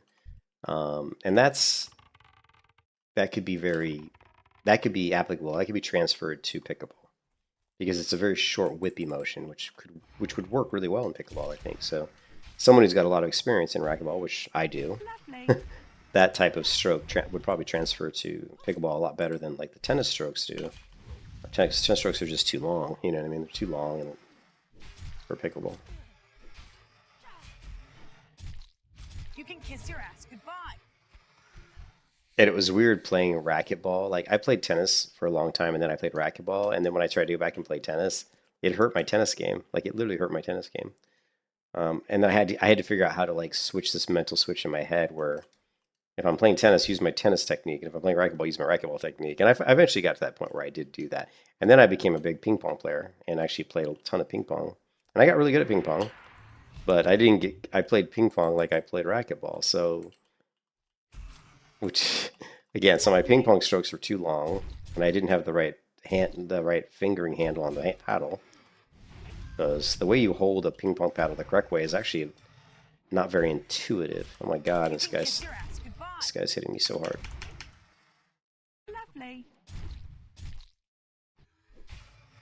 It's not a you normally if you walked up to a ping pong table, you'd never played any ping pong in your life. You never played it, then and you just picked up the paddle, you would not pick it up the right way. You wouldn't hold it the way the professional players hold the paddle. You just wouldn't because it's not intuitive. It doesn't feel comfortable. So I learned how to play ping pong with the incorrect grip, but I didn't know because I was just a stupid kid. And I got really good at it with that grip. I was really, really good. But then when I played someone who actually knew the proper technique, I got my ass handed to me. And it's because once the speed gets to a certain speed, having the appropriate grip actually makes the game much easier. So, and the same could be said for racquetball and pickleball, I would imagine. That you're going to have to, I think because pickleball is such a recreation sport, you're probably going to see a ton of, and it's still a relatively new sport that's been around a lot longer than people realize. But you're going to see a lot of people with all kinds of different technique. So, but I think there's probably a proper technique that you could develop. Anyways, I don't know how I got on the pickleball. I guess I was talking about Cargos and his coffee. And Cargos is a big pickleball player. But apparently he coaches people in pickleball. I could coach him on how to improve his footwork, improve his weight transfer, and improve his ready position. That's the biggest thing I see with the pickleball players. And one of the guys who's really good as a professional tennis player is Jake Sock. I believe Jake Sock is a really good pickleball player. Probably could learn a lot from watching him. Let's see, Jake Sock. Pickleball. Yeah, he's a big pickleball player, and I think he's a really good one too. So, and this is Jake on the far side. Let's take a look at his. Now look how far back he's standing. That's a good tip too. Notice good footwork. You see his footwork's very, very good. Again, great footwork. Look at his ready position. This is what I was talking about when I looked at the Cargos' video. Like, look at his ready position. His hands are up and forward, and he's using his left hand. The left hand is going to help you get the paddle into a better position quicker. Again, good footwork. And he's just trying to get that back. That guy hit a good shot.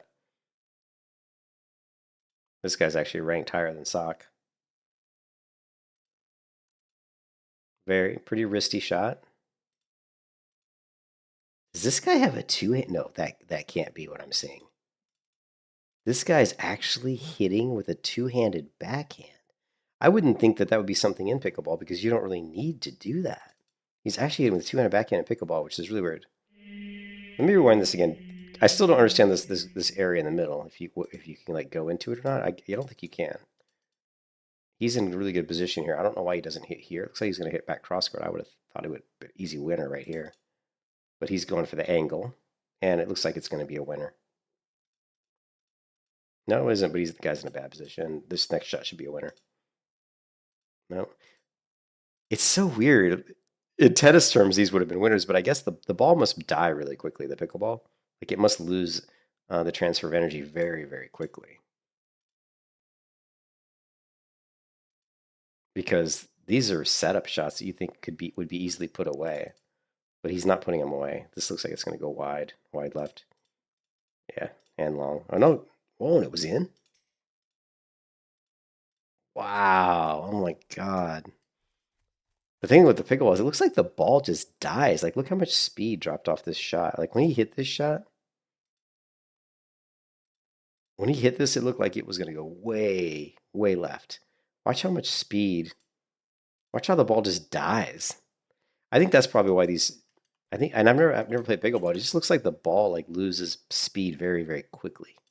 It's like a dead ball. That was a good point by that guy. He was on the ropes the whole time. I can't believe he's got a two-handed backhand though. That freaks me out. That was a good shot there. Another good shot. Lob it. Yep, but not a good lob. And he's on the ropes. Ooh.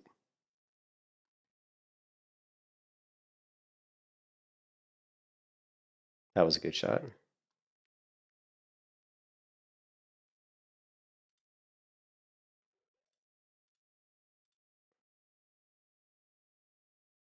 That was another good shot. Yeah, I never played pickleball, but I'm definitely interested in it.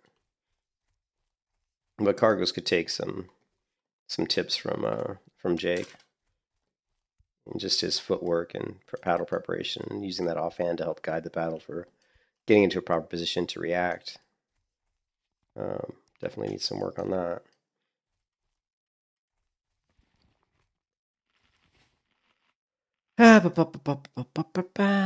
Music. Sorry.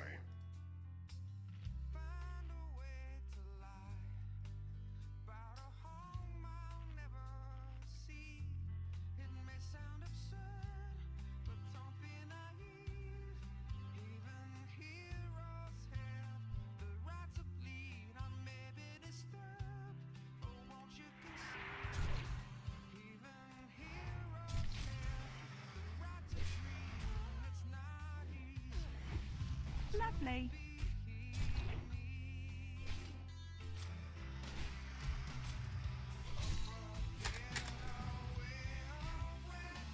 You can kiss your ass goodbye.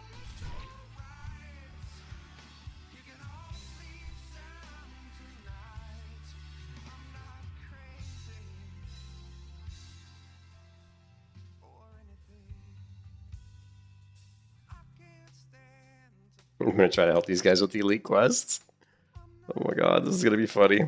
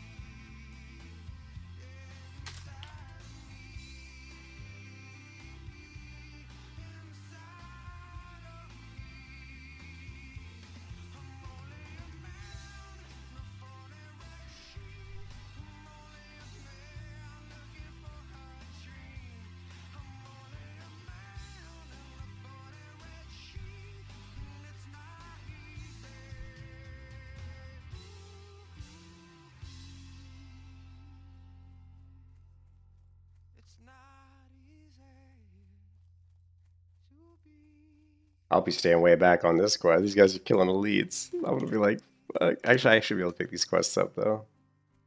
Yeah. So this will help. So this actually could be really good. I just got to be careful not to get any elite mobs hitting me because I will die.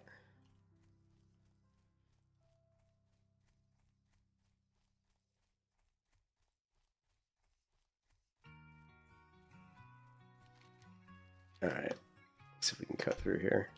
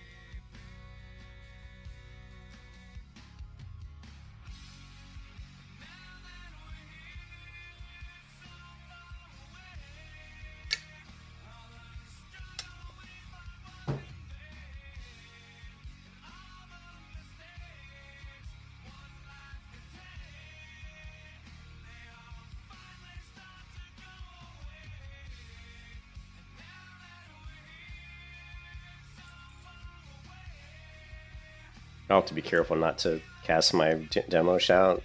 I don't want any threat to get to me. So I have to be really careful. I mean, I could end up dying right here, and this could be the end of my hardcore Greygear Warrior, because these elite mobs will absolutely destroy me. So we gotta be really careful. Talk to me. How are ya? How are ya? Just make sure we get up here to these guys. Buffs look good.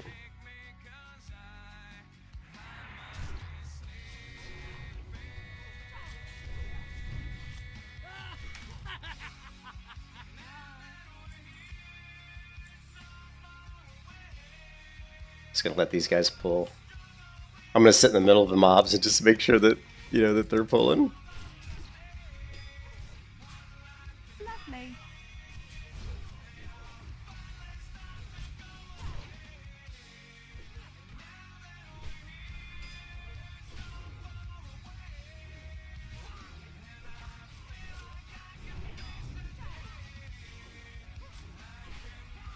I'm not even hitting these guys, man.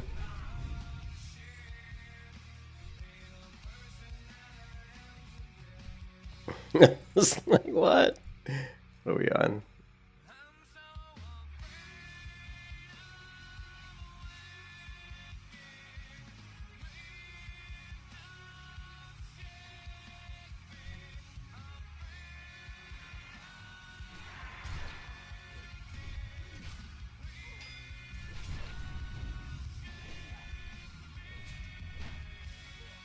Lovely.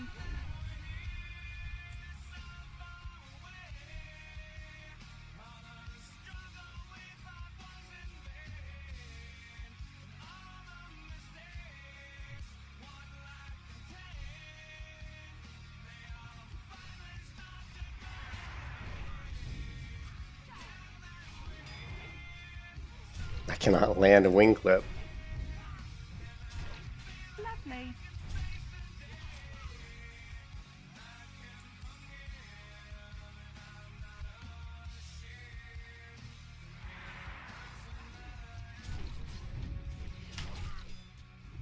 Oh shit. Got multiple mobs here, I'm backing out.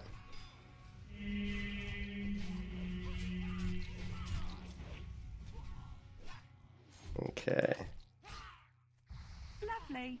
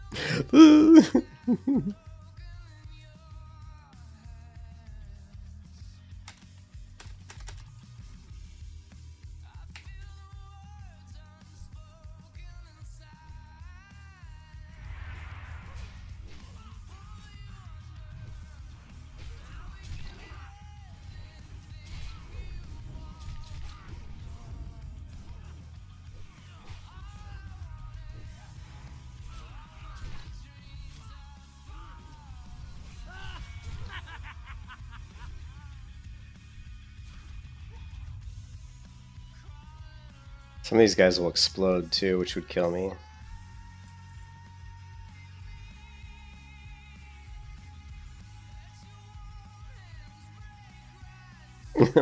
This is so scary. But seriously, this is not.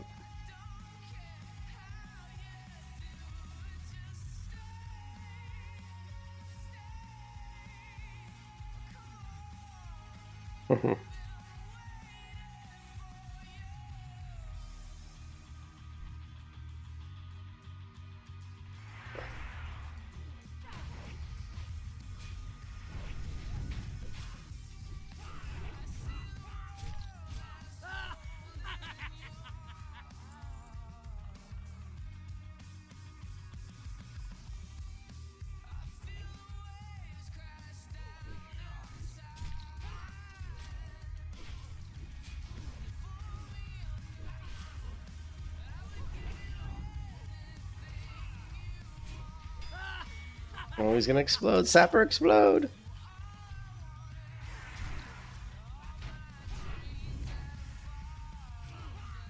This guy should also be doing like a sapper explode.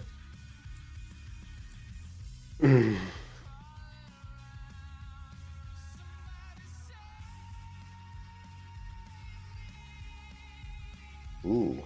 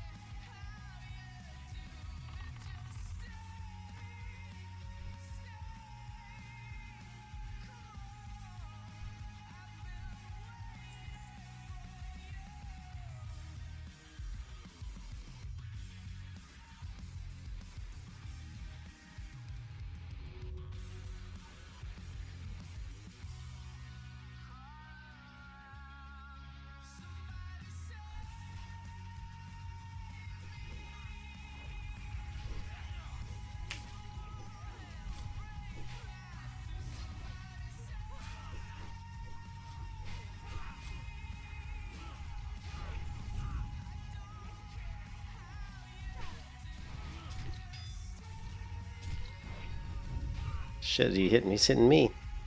The guy's hitting me. Don't hit me. I got no health. I'm like, don't hit me. Oh my god, don't hit me.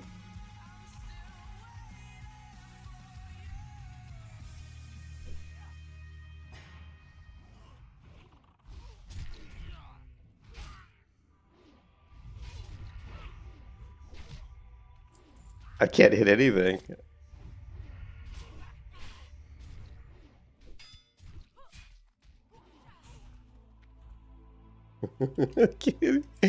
Don't hit me. I have no great gear. I might crumble like a stack of cards.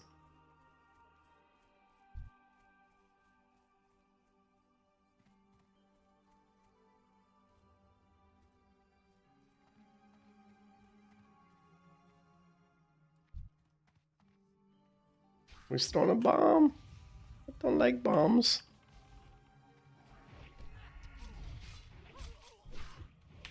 Not a bomb. I don't want to get... Ooh, that bomb didn't hit me. I avoided the bomb.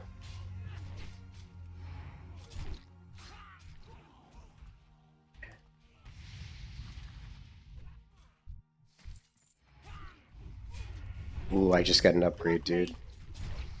I just got an upgrade.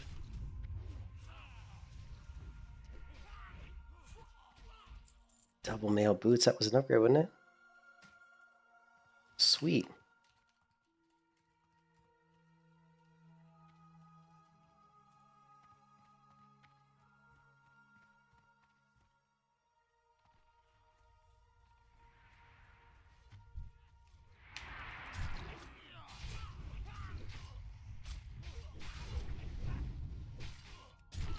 Lovely.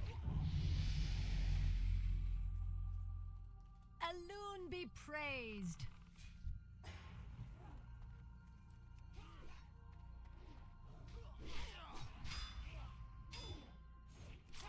Lovely.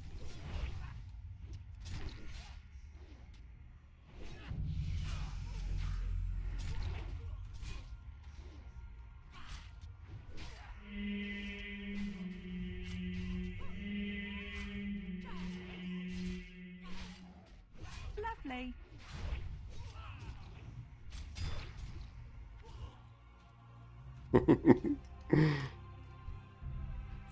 Yeah, but you notice like when I look up gear, that gray gear that drops, it's always elite mobs that drop gray gear, right? Like a lot. Notice like we've had a lot of gray drops. 1, 2, 3, 4. I've seen 4 gray drops already, so so it kind of sucks. But one of the ways we get upgrade gear would be to get groups that could help me farm elites. 'Cause they apparently drop gray gears a lot more.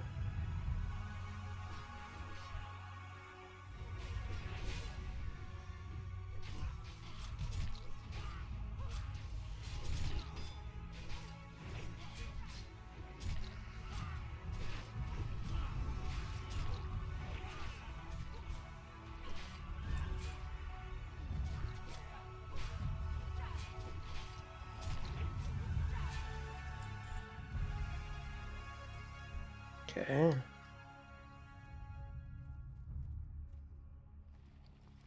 Oof.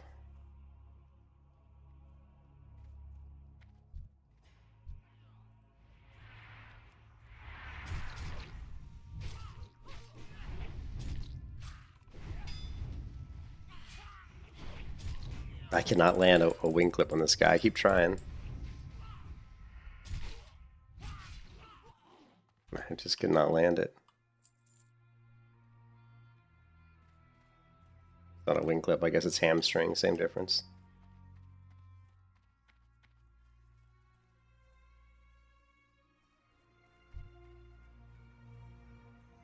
Notice how I'm just trying to stick in the middle of this group. Yeah, for sure. It's definitely the best, but it's scary as F because I'm running around with 969 health.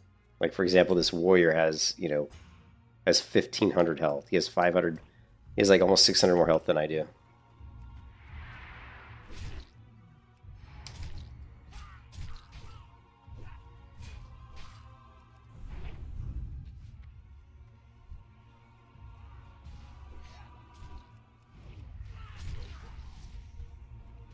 Lovely.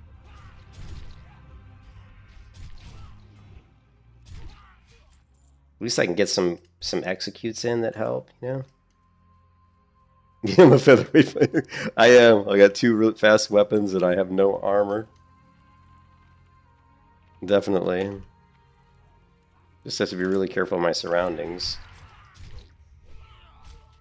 And we have to be careful of the ones that throw the bombs and explode and all that. The demolishers.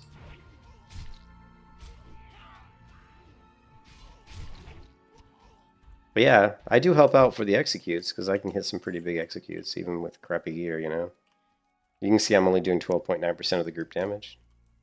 So it was just to be expected. You're wearing gray gears, Gray gear. You're not gonna hit very hard. But I got an upgrade. We actually got the double mail boots. It's my first double mail armor item. It's level 27 even. So gray gear drops way more off elite mobs than any other mob in the game. It's like drops much higher drop rate.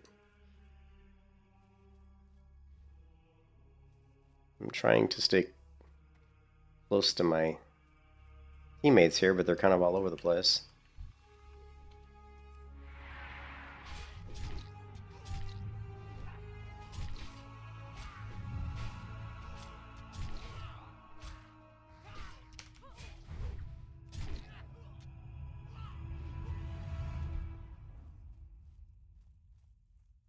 No, you can't. No, I can only wear gray gear. So that means I've got no rings, no trinkets, no necklace, and I'll never have any rings or trinket or necklace because there are no gray rings, there are no gray necklaces, and there are no gray trinkets. So yeah.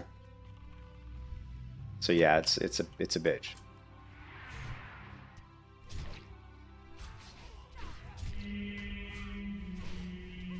Okay, I'm gonna move out when he throws the bombs because my health pool's so low. Okay.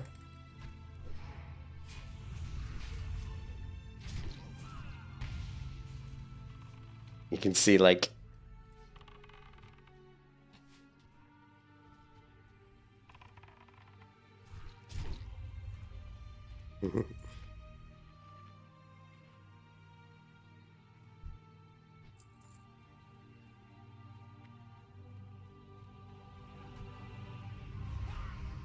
Is he a demolisher? Yeah, he's a demolisher.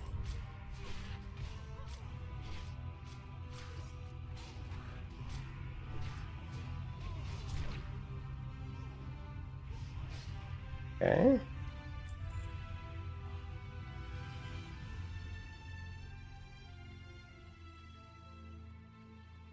How are you?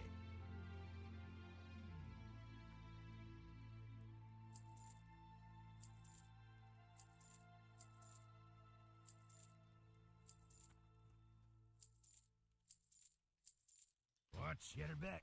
Oh, don't leave me all alone. Don't leave me all alone.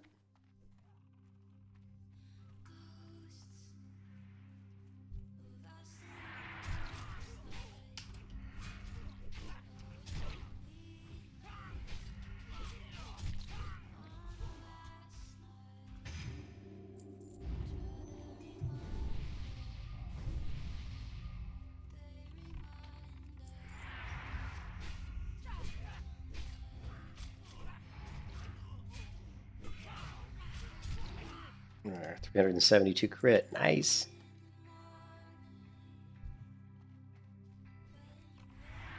Lovely.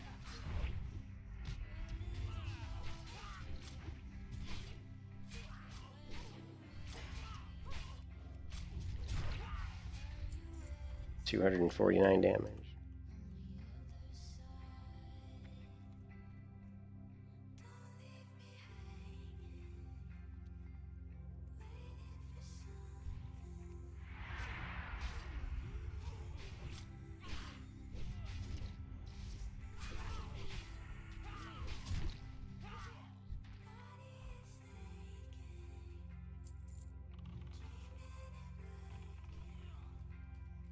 I can't trade. See, look, there's another great item, great item that dropped. The reinforced chain belt. 94 armor versus mine, which is 83. So not a huge upgrade, but an upgrade nonetheless.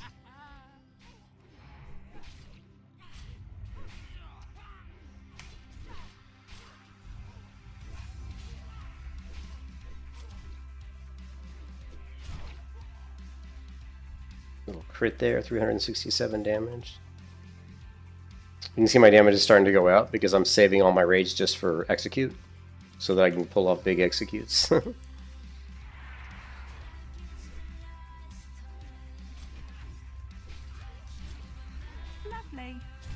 Lovely. Okay, now we're up to 13.6, so I'm actually starting to do more damage.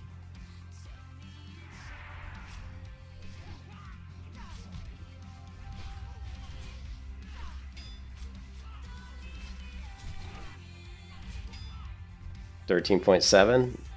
Hey, I'm moving up the damage meter.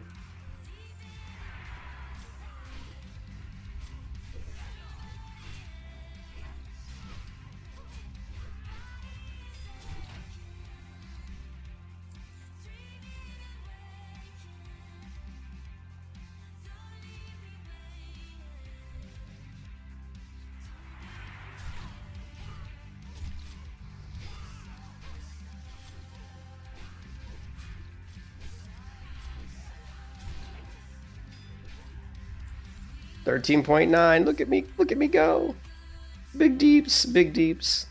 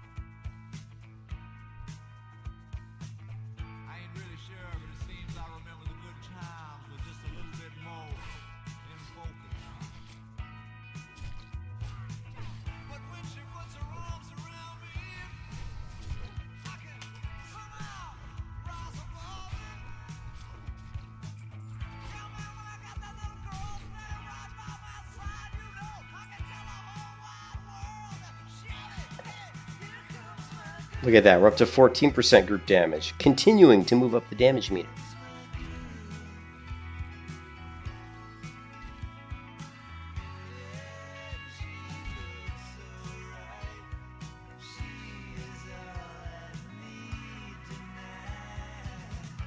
I still need Dark Iron Dwarves.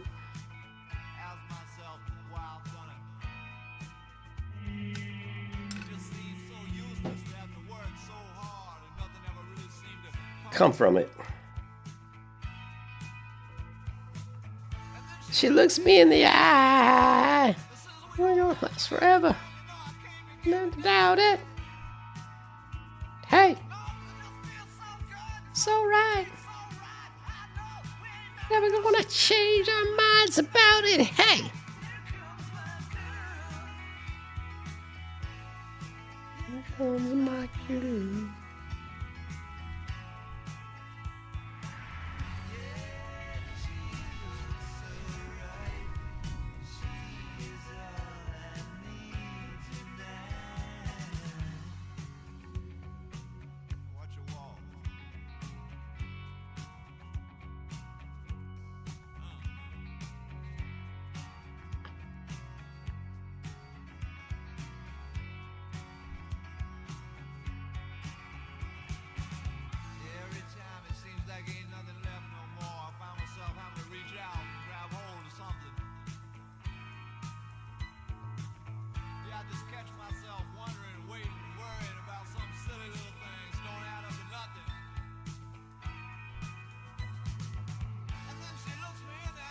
It's like that Night Elf group.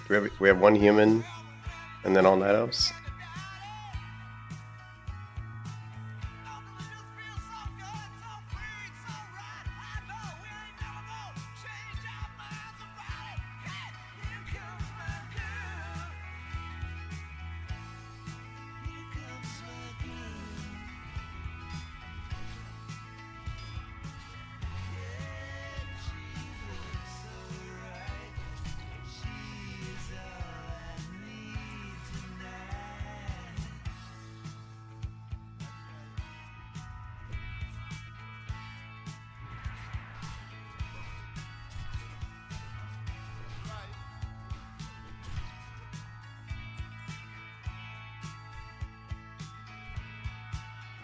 Hey!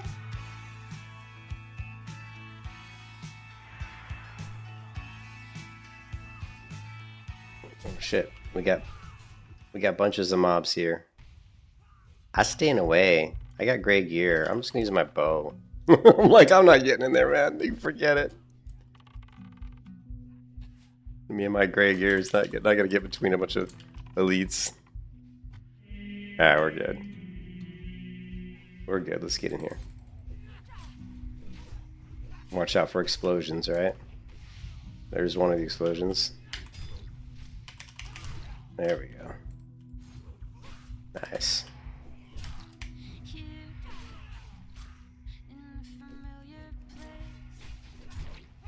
Just going for executes here. Executes. Alright, nice.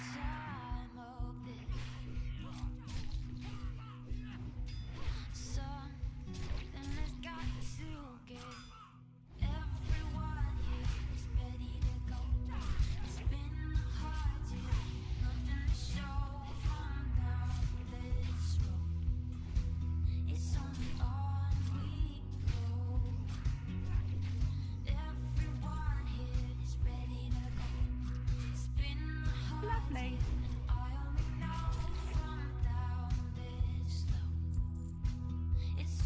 I'm back up to 14.1% damage. My crits or my executes doing some damage.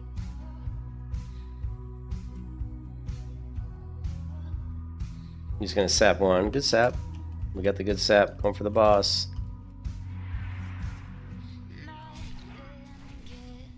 Lovely. Lovely.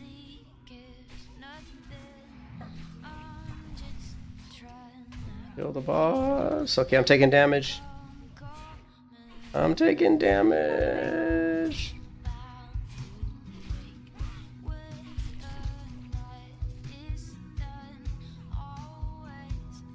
Bandage up real quick.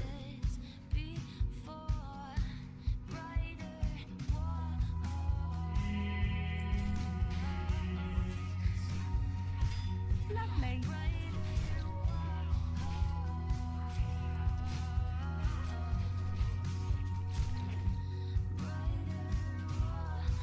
Alright, cool.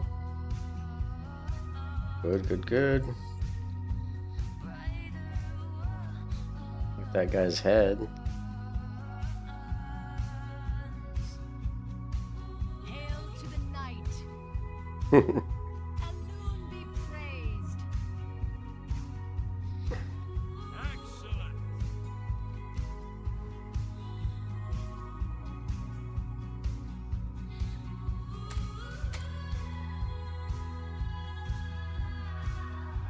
I came to the party late, so I don't have all the mobs they got.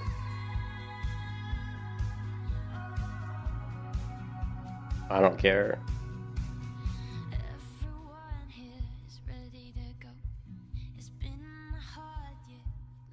Yeah, I just want to get the 4 dwarves, I think.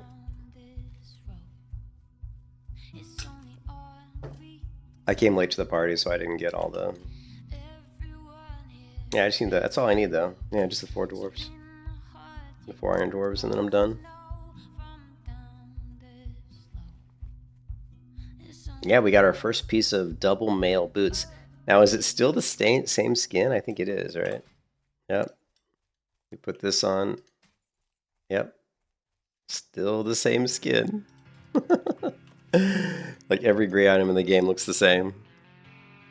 I mean, it's not necessarily true. There's some that don't look the same, which I'm very excited to get to the point one day where I can put on some gray items that actually don't look like the shit I've been wearing for 32 levels.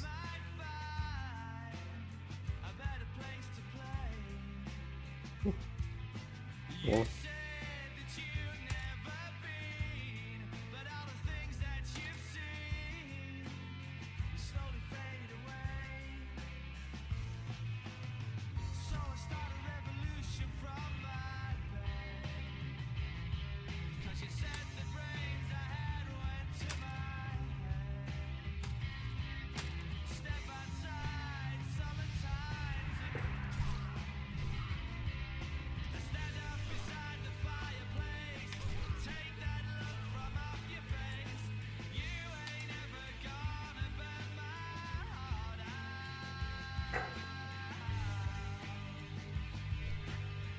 Lovely.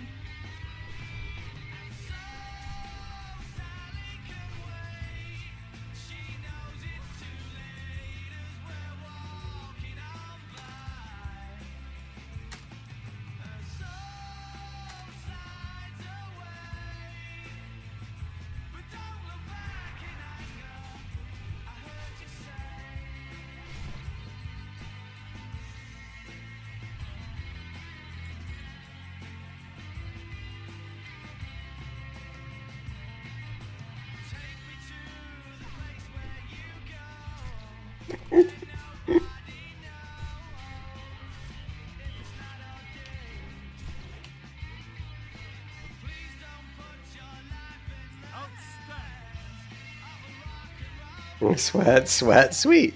See you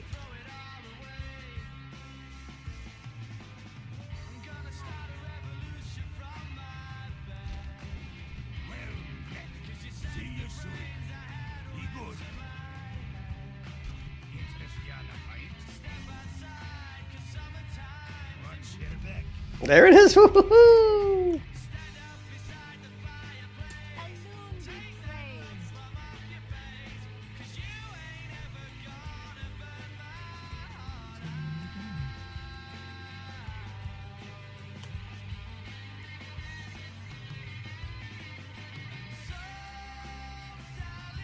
Alright, well that helped us. That actually saved us a ton of time. Because it would have taken me like another hour at least to grind out that level.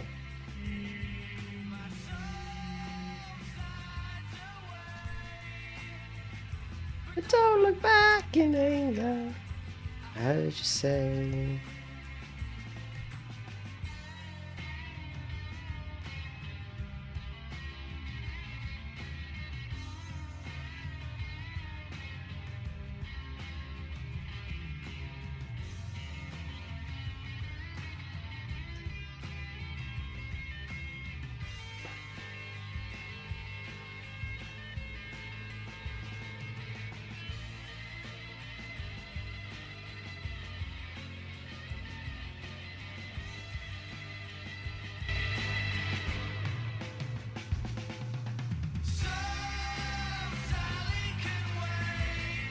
She knows it's too late.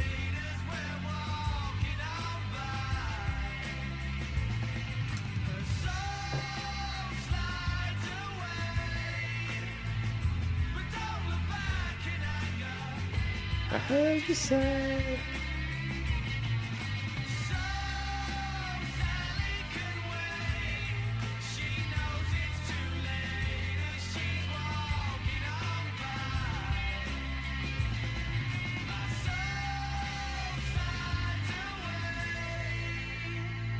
Don't look back in anger. Don't look back in anger. I heard you say.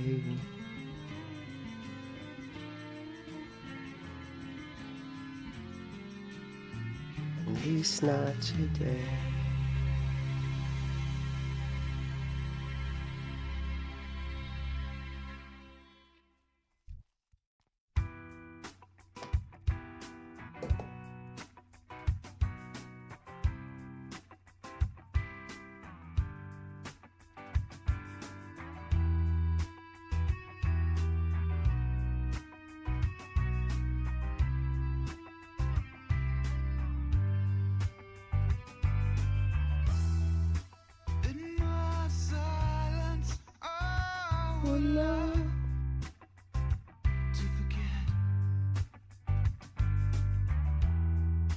Restitution hasn't come quite yet.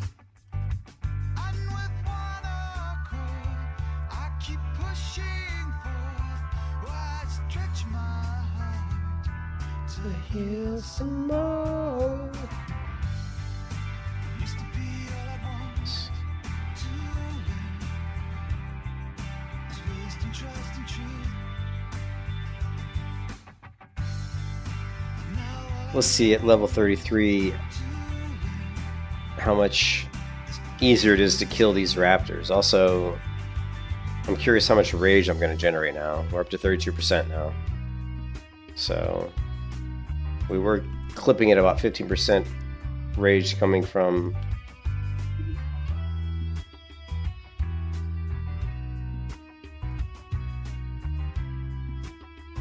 Unbridled Wrath. Can we push that up to 20%? Let's find out. As more seasons change, I've now grown to know when one's heart creates one soul doesn't know. So I'll wash away stains of yesterday. Then tempt my hand with love's display. Used to be all I want to learn. You can kiss your ass Wisdom, goodbye. trust, and truth. 13.6. Now all I really want You can kiss your ass to goodbye. learn is forgiveness for you.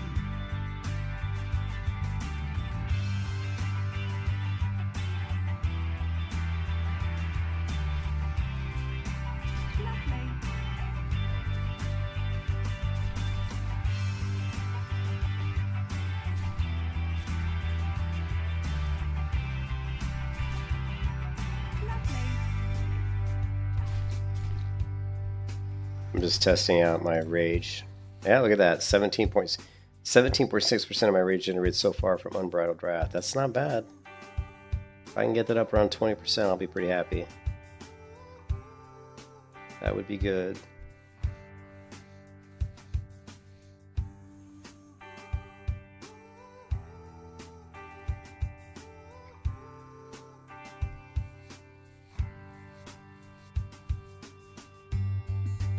Used to be on the wall.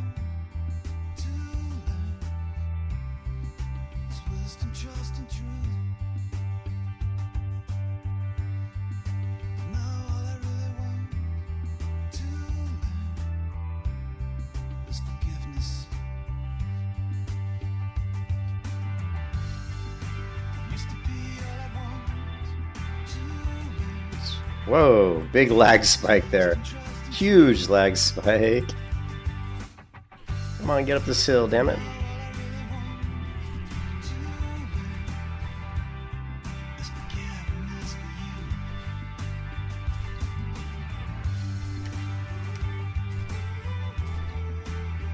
I like charged that mob, and then like 5 seconds later, she actually did the charge. It's like, oh my god. Oh my god. Son of a.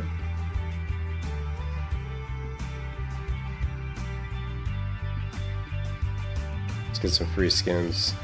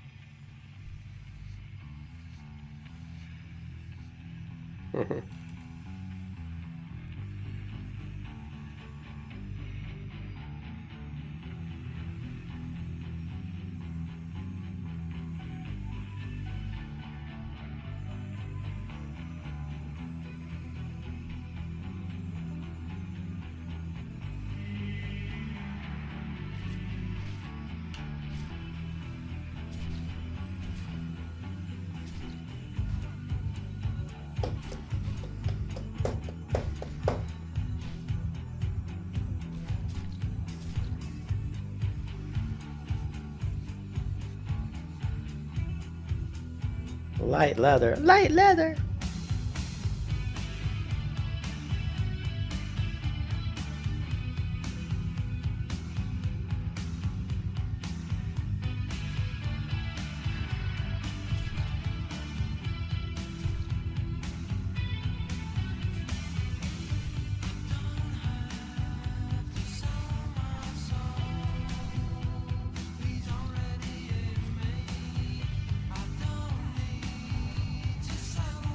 You can kiss your ass goodbye.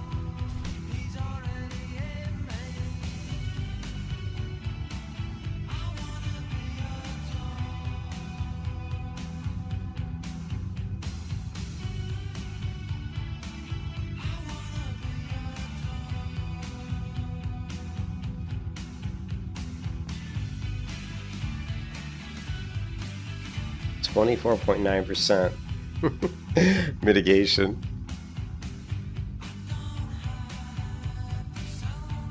Look at that level 27 gray, baby. It's the best gray item I got. Level wise, anyway. Already in May.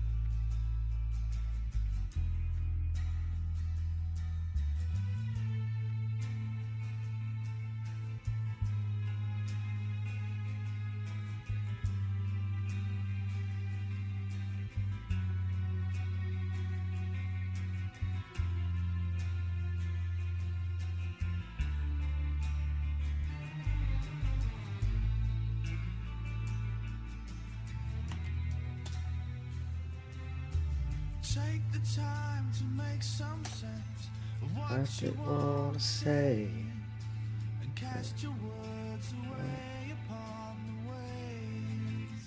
Can I help you? And sail them home with acquiesce on a ship of hope today. And as they land upon the shore, tell them I'm not to say no more. Say it loud and sing it around today. and then dance if you wanna dance. Please, brother, take a chance. You You know know they're gonna go, which way they're gonna go. We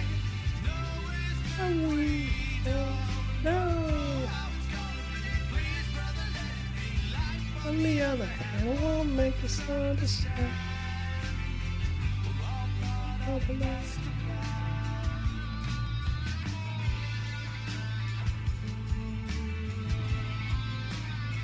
Can't remember what level these guys are.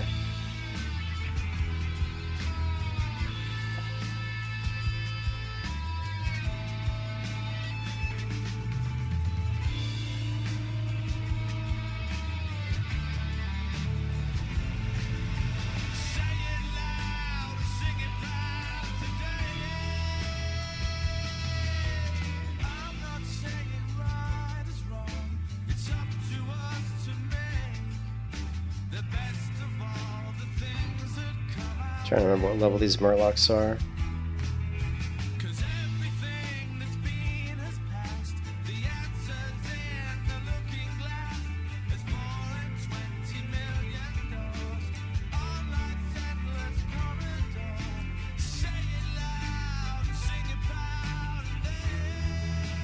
Looks like no Murlocs out here. Please take a chance. You know they wanna go. Which way they gonna go? We don't know. Please, brothers, won't make us understand.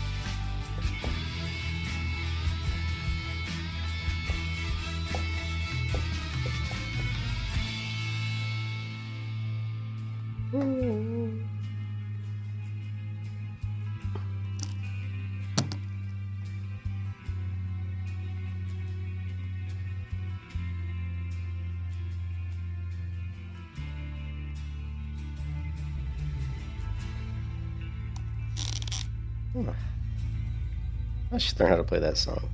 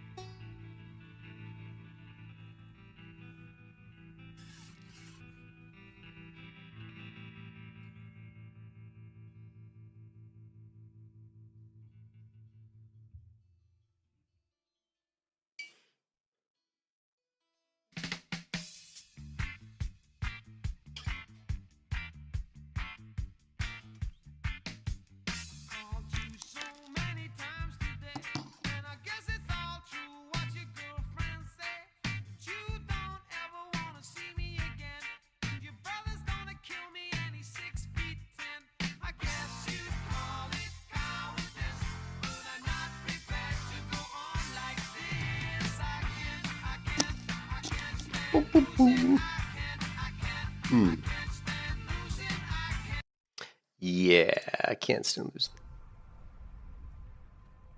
What quest he got? Yeah.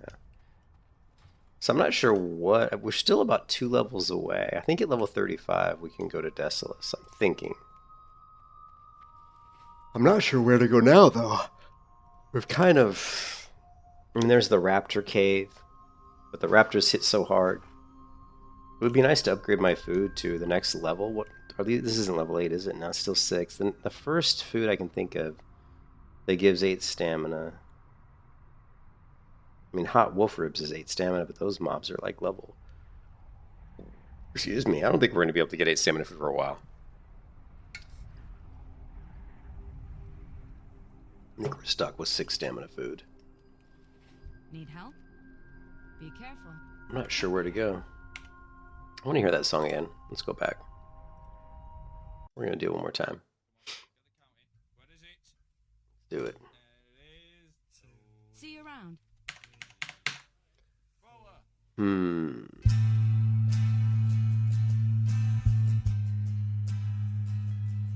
Yeah, Desolus. Even 35 is going to be too low, probably.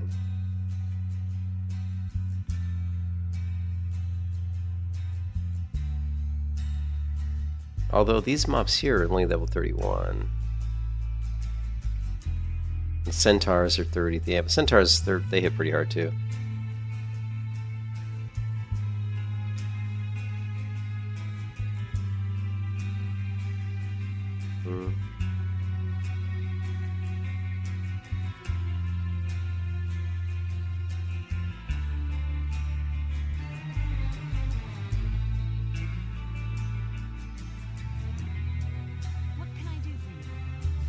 Take the time to make some sense of what you want to say, and cast your words away upon the waves, and sail them home with acquiesce on a ship of hope today.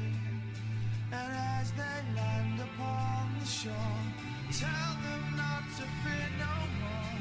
Say it loud and sing it proud today. And then dance if you wanna dance. Please, brother, take a chance. You know they're gonna go. Which way they're gonna go?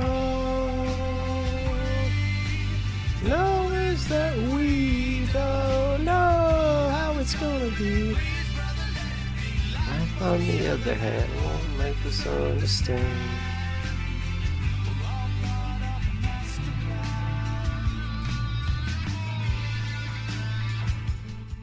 It was funny because I used to hate Oasis because they were so arrogant. Like when Oasis first came out, became really popular, they were so arrogant, and I couldn't stand them.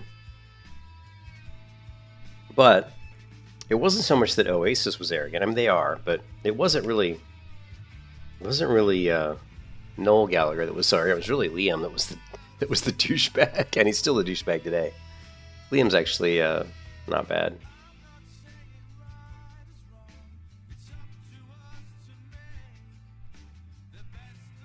But yeah, Liam wrote some damn good songs.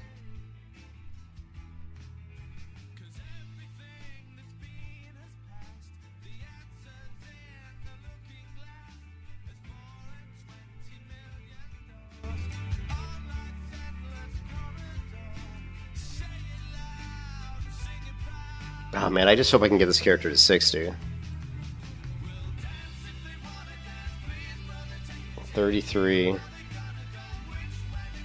I keep hoping that it'll get easier, but it really hasn't.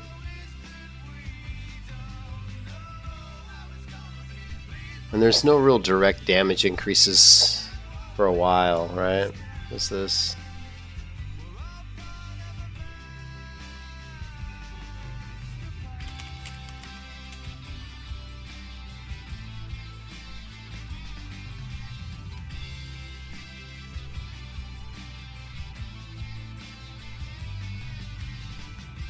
I mean, right now what are we?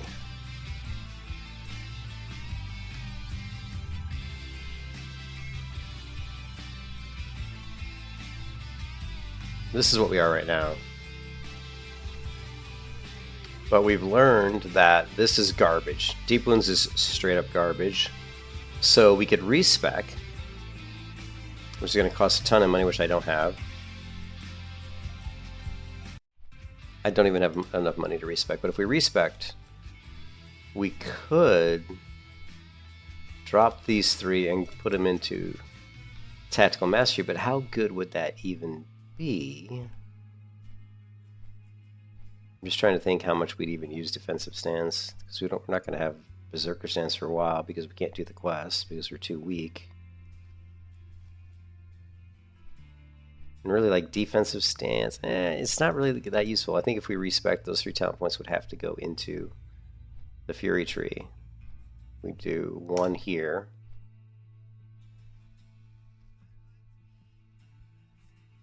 We could do, you know, I don't know, Blood Craze. The Blood Craze, the thing with Blood Craze is it's... Why does a tooltip doesn't say it correctly? It says regenerate 0% of your total health. Somehow I don't think that's right. You know what I mean? That doesn't seem right. I say, wow. Blood Craze talent. It's funny, a lot of people talk about, is it worth it? Blood Craze warrior talent.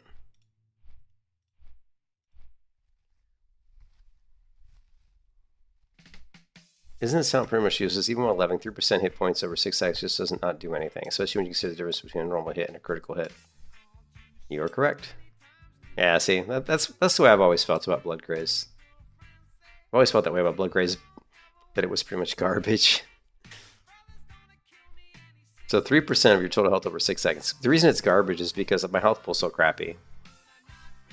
So let's say that my health pool is like 1,000 health when I get Blood Craze. So what's 3% of 1,000? What's that, like 30 health, right?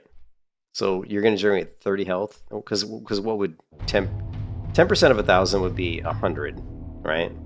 So 3% is 30 health. So you're going to put 3 talent points into something that's going to generate you 30 health over 6 seconds. Take 30 and divide that by 6, and what do you get? 5. Oh, so every 6 seconds I get 5 health. You know, that just shows you how bad that talent is. And I've always felt that way about Blood Craze. I've always felt that Blood Craze was straight up garbage. So if we respect and we dropped these, is this like unlock? And we drop these 3 points here.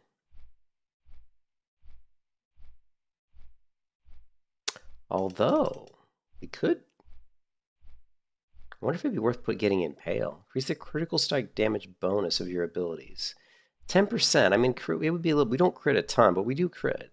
Especially our overpower crits, so oh man, I don't know. That instead of respecking, because obviously respecking is going to cost money I don't even have, we could put, wish I wouldn't have put that a talent point.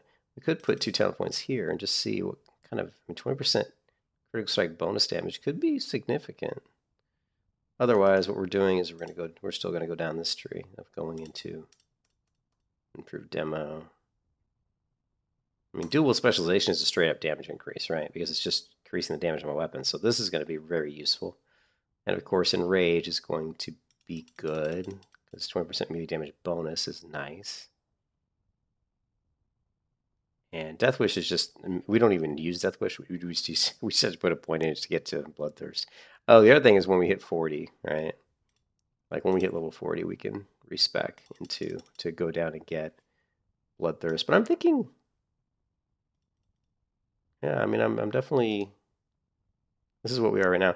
I'm wondering how much Impale would really help. If we look at, let's see, if we go to our damage here, right? And we look at how much crit damage are we even doing, right? So melee, how many crits do we have? So our melee, we're at 11%. We're getting 11.5% crits, right? And so 16 of these, right? For an average of 50. So take 50 times 16, right? Which is going to be like, what? 800 damage. So you take 800 damage, and let's say, you know, we add the 20% crit bonus, right? So 800, 20% of that would be 160. So now you're, instead of 800 damage, the possibility, if my math is right, I don't know if this is how they calculate it, it's possible that instead of 800 damage, we would have done 960 damage. I don't know how that scales, but I mean, another 160 damage is actually, nothing to sneeze at. And then our execute. Do we have any crits blocked? Rogue strike crits. We got one. And of course, our overpower. We're not doing hardly any overpower. So okay. Anyways, I don't know. It's something to consider. Something to think about. Actually, I went the wrong way. But I think I'm going to go to bed because it is almost 5 in the morning. Even though I want to. I was thinking about maybe going over and grinding out the crypt here. It's dangerous because it's easy to get 2 or 3 mobs on you in the crypt, but I don't really know where else to go. I mean, we do need to get Abercrombie's crate. That's easy because that's outside, so we can do that. We can do the Nightbane Vile Fangs. That's going to be tough. Those guys are like level 30, I think. And we can't really kill Miss Mantle. He would crush me. Wouldn't even be close. So we can definitely... Oh, and the Diplomat. So we got 2 quests here we can definitely do.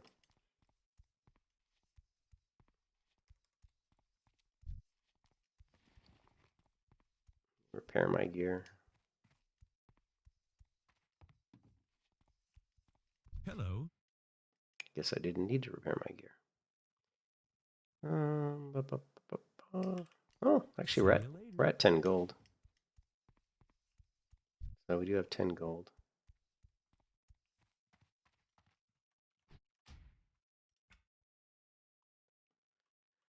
Yeah, it's gonna be interesting.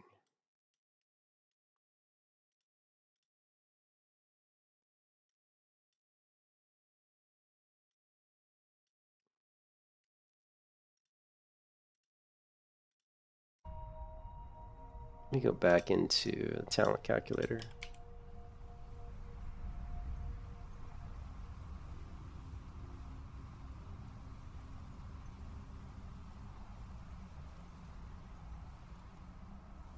Alright, so if we did respec, what if we respec? We got to get approved overpower because that's just too good. What if we went here? We could drop some deflection. I don't know. I don't think that's a good idea. That we need the defense. So we could just grab that. I'm just wondering about this impale and like how good that's actually going to be. We could get sweeping strikes too. What if we did just for? I mean, I don't hardly ever go sweeping strikes. Requires 20 points. Oh, we still have to put more points. We could go here.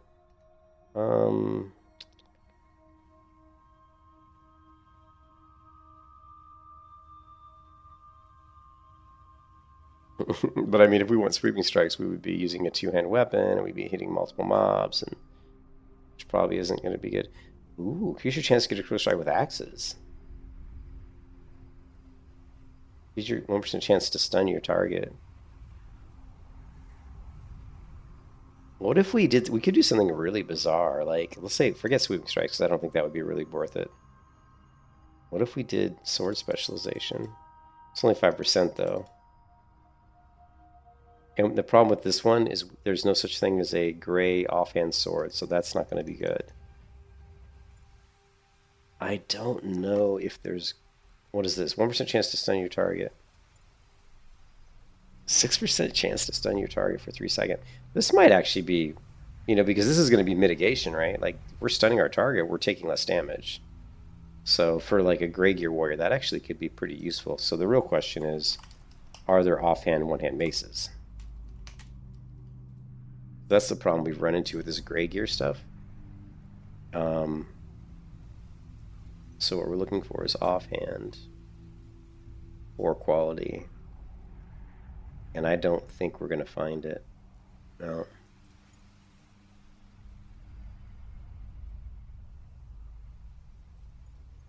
Yeah, see, there's no... That's the thing that really sucks, is that it's really weird that they did it this way. I mean, that's totally bogus. That there's no...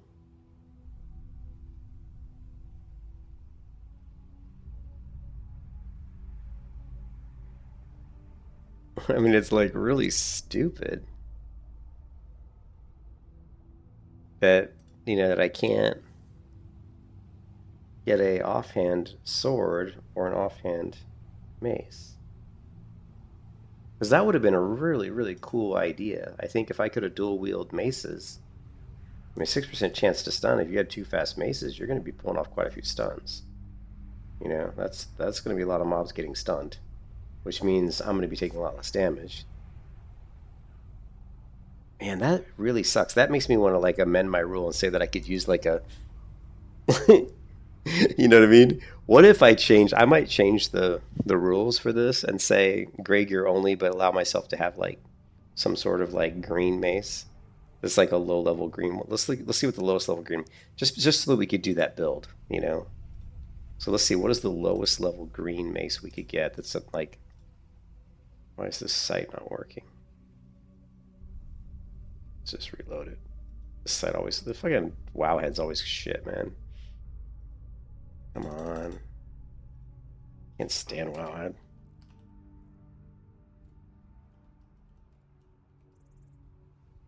They need to have like a, maybe they do have a subscription. They have a subscription where you can get rid of all the ads, because honestly, I'd be almost tempted to do that.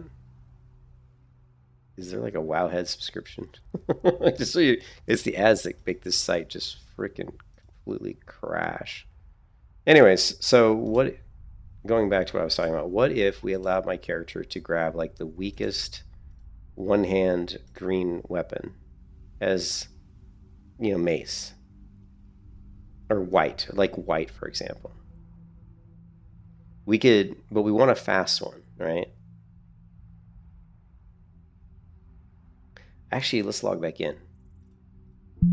Because I would be willing to amend the rules just so that I could do just so I could do the build. Why is my computer freaking out? Hello, computer. I would be willing to add an exception to the Gray Gear challenge just so that I could do like a dual mace spec just for the stuns, because I think that'd be really cool. So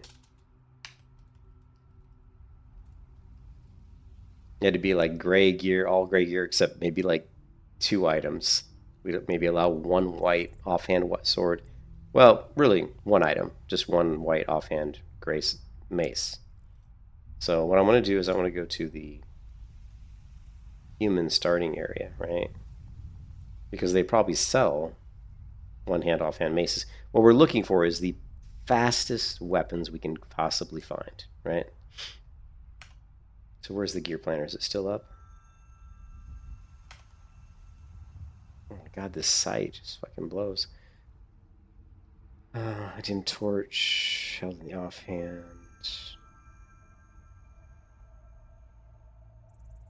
Mace, 1.9 attack speed.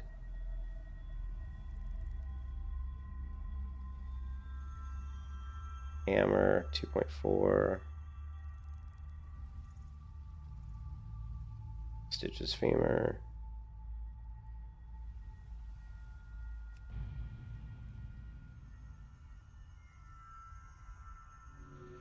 Alright, let's... What we're going to do is we're going to go to the night elf, or sorry, the human starting area, because I know that they probably sell white maces.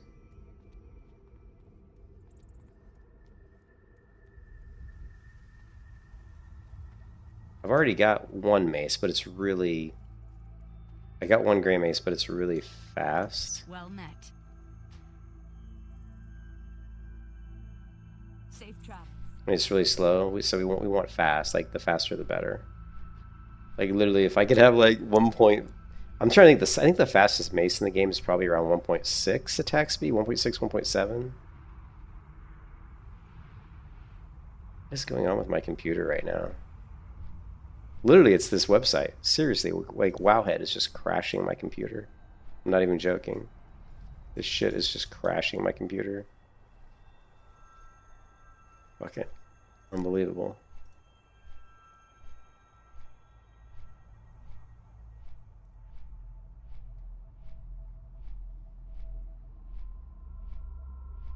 I don't know what goes on the Wowhead site, but man, it's some craziness. Like trying to hack my computer or something. But yes, I would definitely 100% be willing to allow this challenge to have 1 amendment, which is to have one offhand white mace, just so that we could do the build.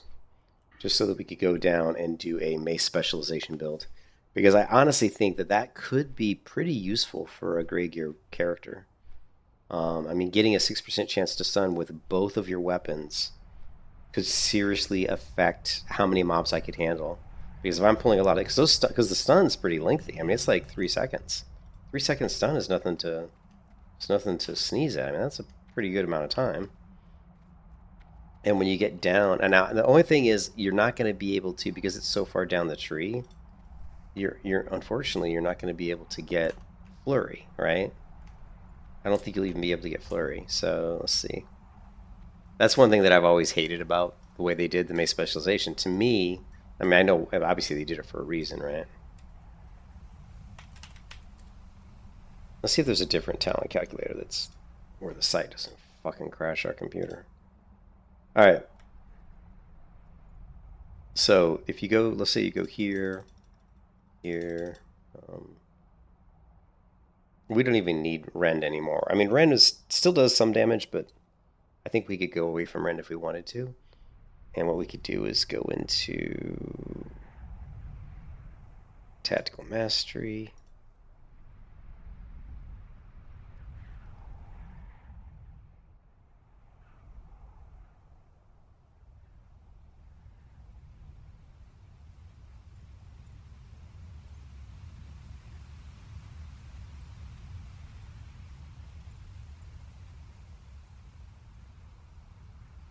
Well, we have to do something to get down into here. It requires 20 points in arms. We only got 15. So we're kind of screwed. I mean, I hate Fruit Frog Strike. Ugh.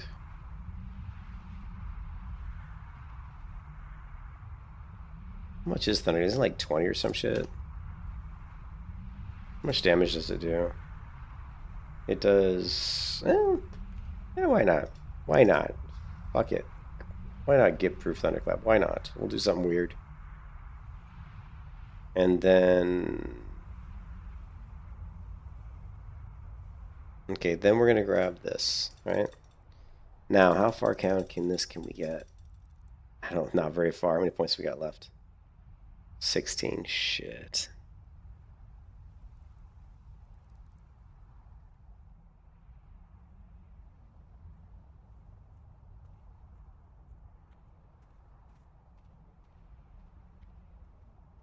Seven.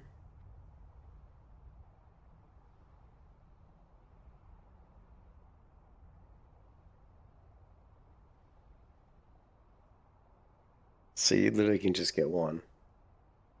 Suck, you can only get 1 point in Flurry. So, now you could back out of this, but that's not worth it. So this is... I'm trying to think. So yeah, so this would be dual mace for the stun. We're not going to be able to get improved demoralizing shout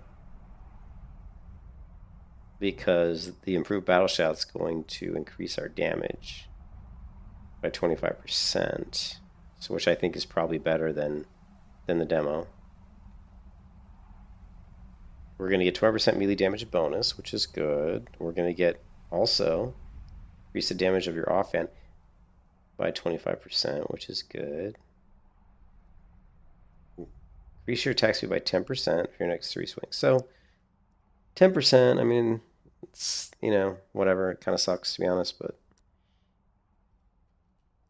anyway, I think it could be interesting. I honestly think, I mean, it sucks that we can't. I really wish Blizzard would have put this mace specialization up maybe like 1 level. Like, let's say what if they put it up 1 level? Let's say it was here. Well, no, actually, it wouldn't even help because it's, you know, it wouldn't even help because it still would be, you still have to get down to this point. Let me reset this. They put it here, right?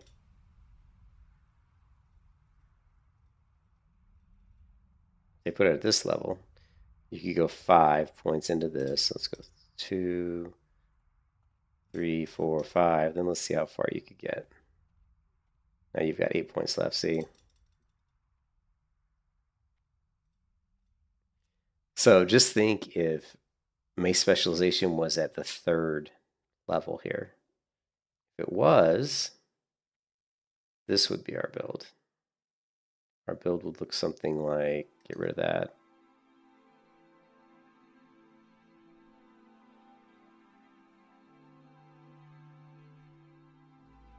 We'd have a build something like this. And we'd have the mace stun, and we'd have the 30% increased attack speed. Yeah, so kind of a bummer that they don't do that. I mean, I know why they don't do it, because they probably feel like it would have affected PvP too much. Because PvE wouldn't have been a big deal. But you got people running around with 30% attack speed increase and a 6% chance to stun with maces in both hands. They would be stunning people left and right. It would be so overpowered, man, for PvP.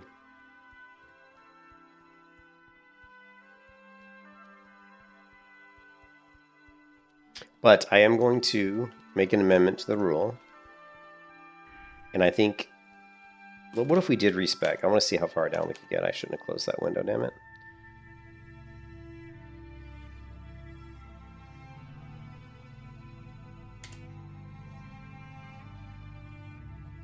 What if we did respec? We have 15, we have, well, whatever. We would do this, this,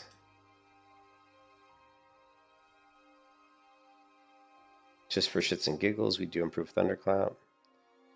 Well, how much damage does it do? So Thunderclap does 37 damage. And how much damage does Bleed do? Bleed does 89 over 18 seconds, and it costs 10 rage. This cost would cost 17 rage. So Bleed does more damage, but Thunderclap does reduce the time between their attacks by 10%. Does it ever become more than 10% is the question.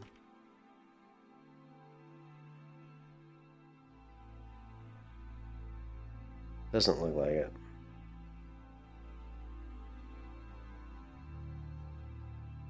No, it just does more damage as you level up.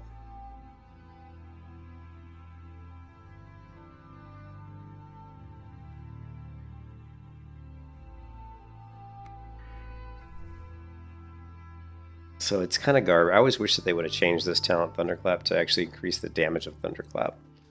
I don't care about the rage, because the rage is a lot. 15 rage is a ton of rage. But I would have liked to see them increase the damage of it. Or increase the debuff, the slowness on the debuff.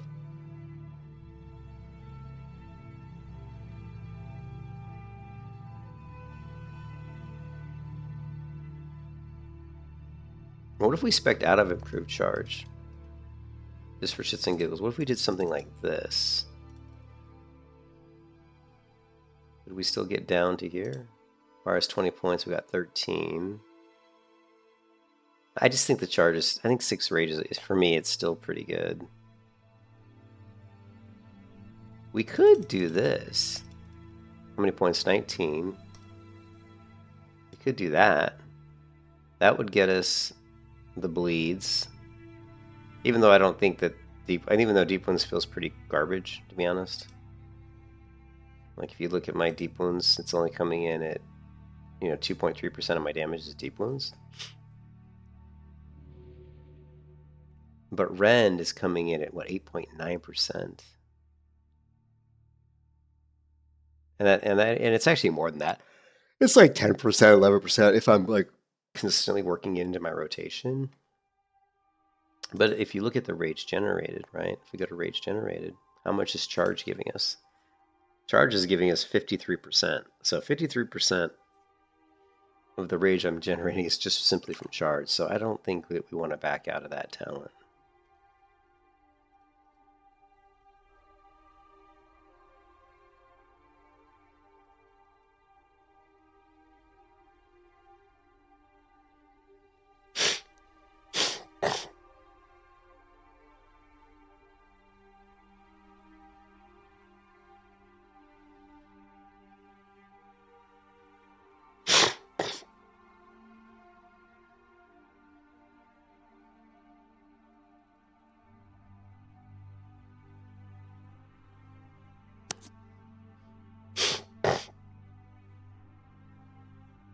mean, we could. I hate improved rogue strike.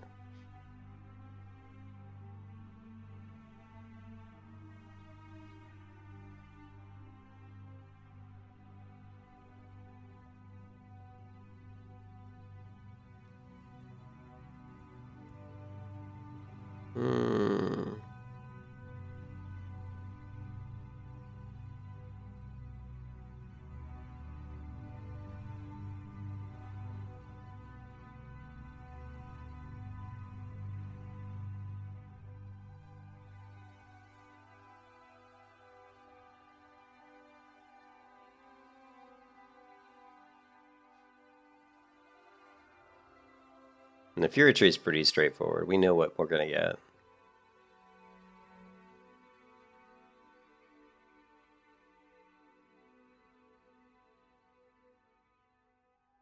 I mean, this isn't going to be as good. Like I can show you right now that 100% that going into a mace build will not be as good as going into what I think is probably going to be the best build for this character, which would be your standard Fury build,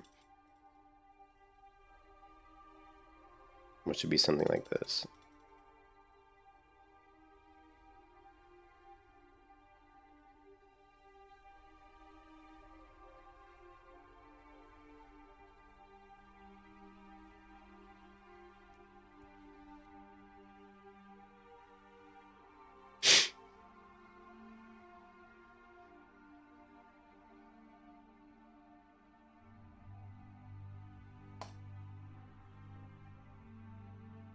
I think this would be the best build for this character.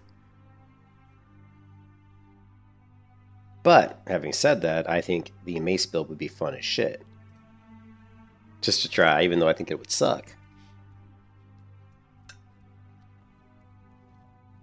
It'd still be fun. So let's go look at the starting area. And make one slight amendment.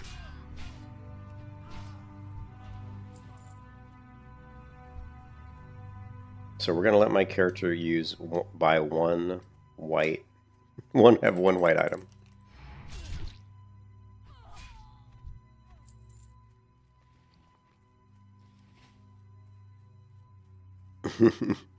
Now, do we want to say that she can only buy like the crappiest like white mace, or do we want to allow her to just say that she can only wear one white item?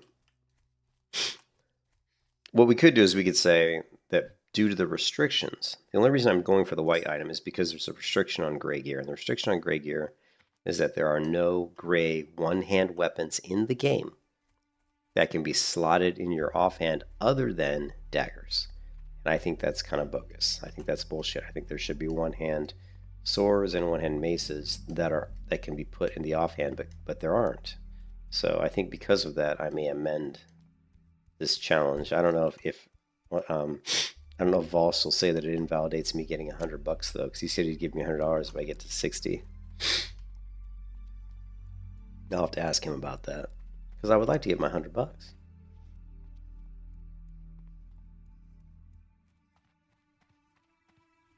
What can I do for you? So this person has one mace. This one, and it's but it can be equipped in the offhand. I don't think Volst would invalidate my gray gear run if I equipped this in my offhand, because look at the damage. It's like 1.1 DPS per second. That's like straight up garbage, right? But we're going to grab this, and we're just going to hold on to it. We're not going to equip it, but we're going to hold on to it. Light bless you. I mean, the damage is so bad.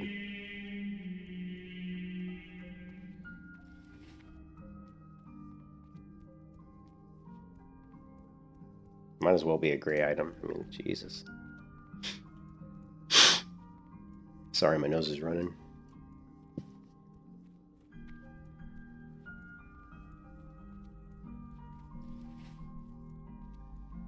Okay, what other kind of options would we have? Like, what if we don't go down the Fury tree? Like, although I think that would be a bad idea. I mean, the crit's definitely a mandatory.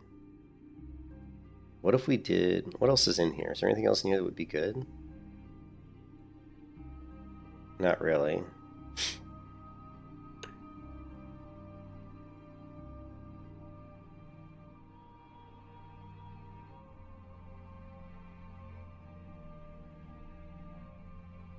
A vicious strike that deals weapon damage plus 85 and wounds the target, reducing their effectiveness of any healing.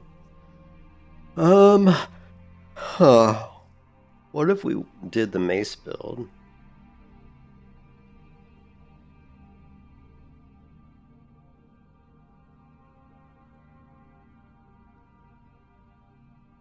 You went into defense, went into blood rage. 3-star armor.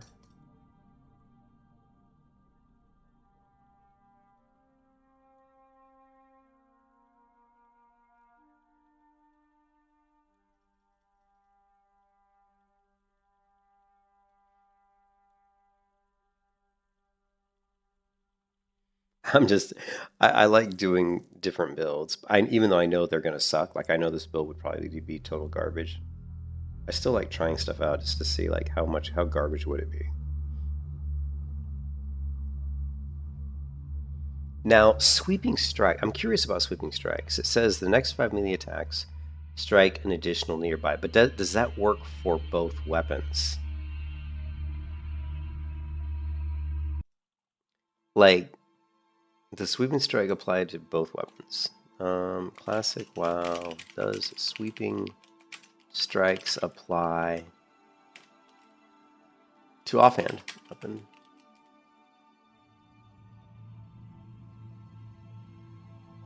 Look, sweeping strikes does not apply to offhand weapon attacks. It only affects your main hand auto attacks, meaning your offhand swings will not benefit from the increased damage provided by sweeping strikes ability. Sweeping strikes is designed to maximize the damage of your main hand attacks, making it the most effective when using a strong, slower weapon in your main hand.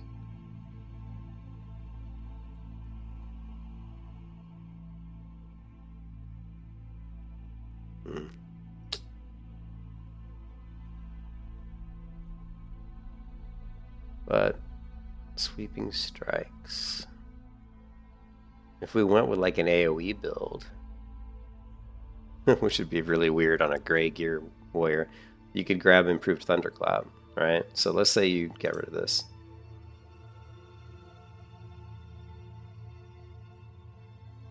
You grabbed improved thunderclap, you grab sweeping strikes.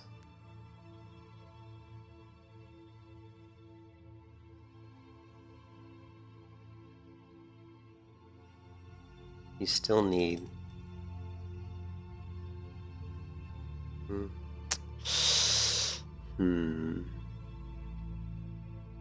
I still want to do improved demoralizing shout. I'm still like really want to get that because I just think it'll really help.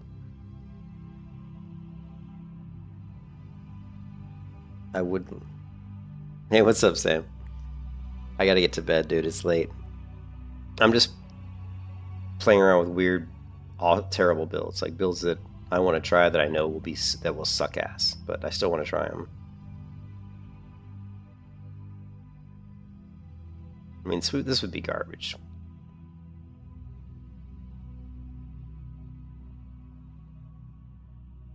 But if we could come up with a build where we could kill 2 mobs, because right now every time I kill a mob I have to eat to replenish my health. So if I could get to the point where I could kill 2 mobs and eat, that means I'm leveling probably twice as fast. Well, almost twice as fast. Because at least I'm getting, every time I eat, it will be after 2 mobs and not 1.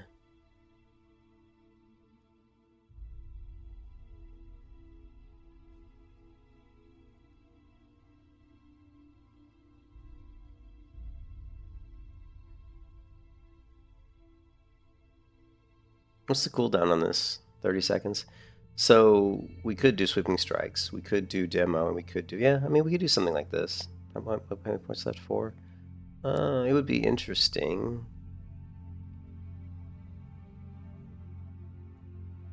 Now, does bleed get applied to both? Probably not. Does sweeping strikes apply bleed? Probably not, right?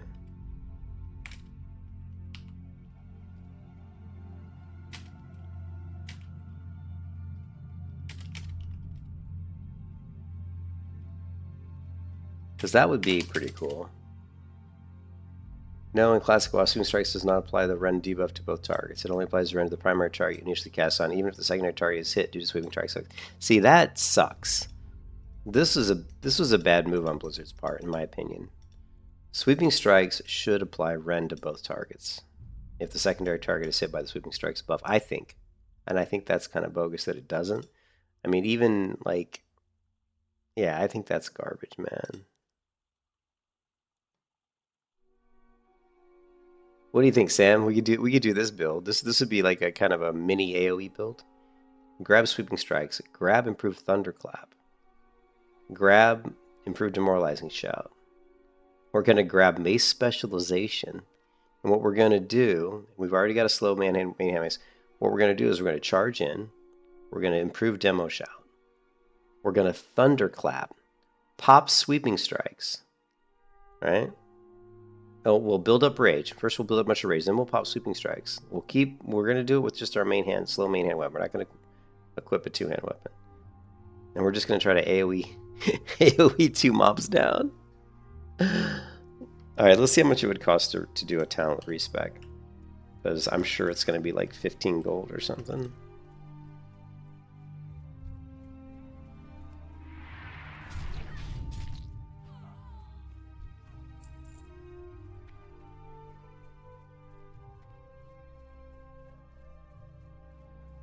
I mean, we'll still have 5 out of 5 on Unbridled Wrath, so we'll still be generating some rage. Because you can see I still generate rage pretty fast. I mean, it's not like super fast, but...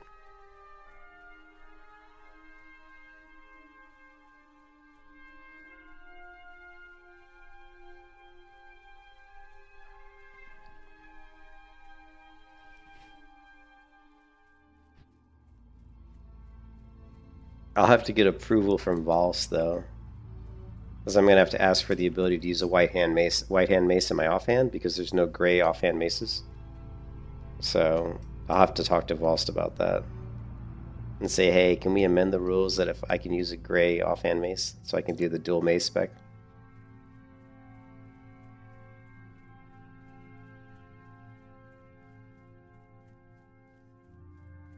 Of course, with this build, we lose out on getting Enrage.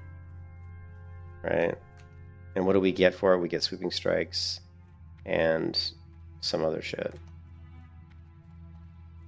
Well, we still have 4 points left. Hold on a second. I forgot.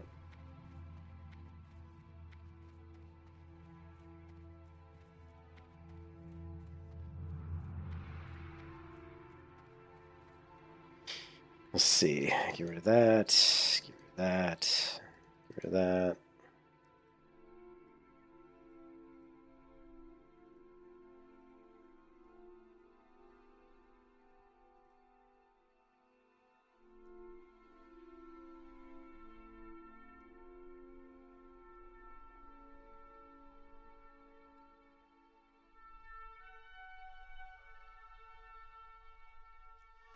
Yeah, I don't think I can do the Sweeping Strikes build. I mean, it sounds like fun, but it's not going to be as good damage as this, because this is going to give us 20% damage increase with Battle Shout. We're also going to get the 25% melee damage bonus, which is going to be up a lot because of our fast weapons. And then we're also going to get, 10% increased melee, increase your attack speed by 10% for your next 3 swings, which isn't like a ton. But it is an increase. A lot nicer if we could get to the 30%, but I do feel that this would definitely be more damage than going down to Sweeping Strikes. Although I would be interested to see how much Impale helps, but I don't think Impale is going to help that much. I don't think it's going to help that much.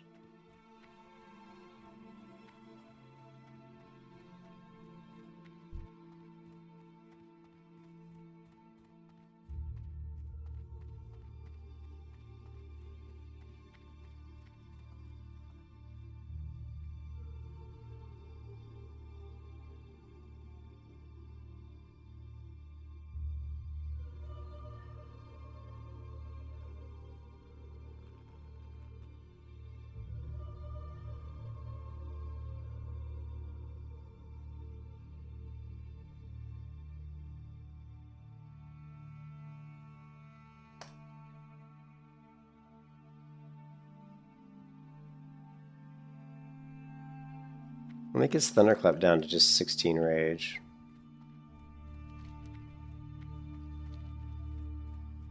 Not bad, I mean, we'll be thunderclapping like a fool.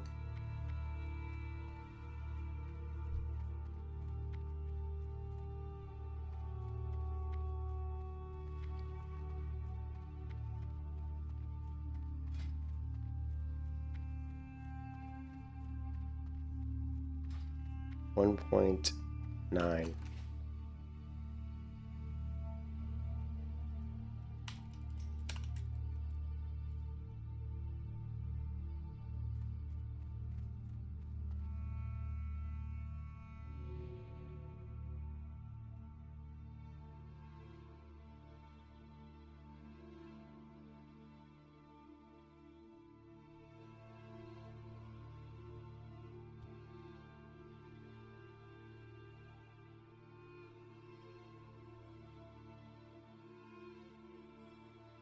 $1.8. I just want to see if we can find a fast mace.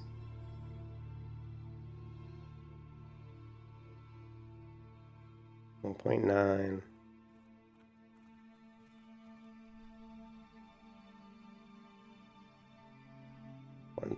2.4.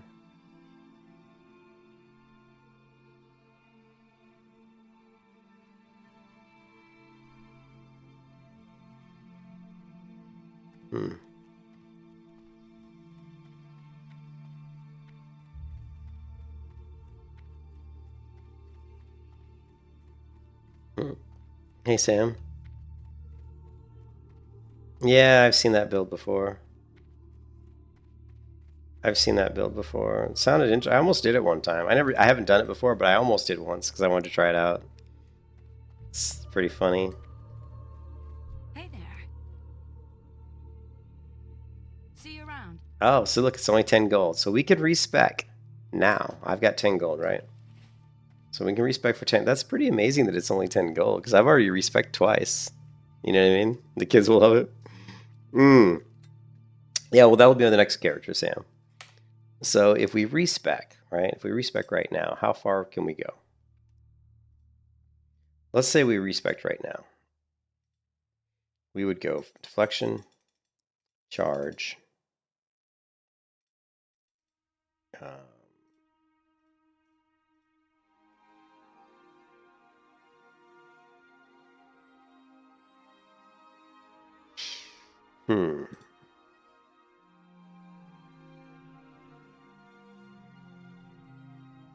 This doesn't tell us what level we'd be, does it? 16. How many points do we have to work with? We've got 9 plus, so we got 24. 24 to work with.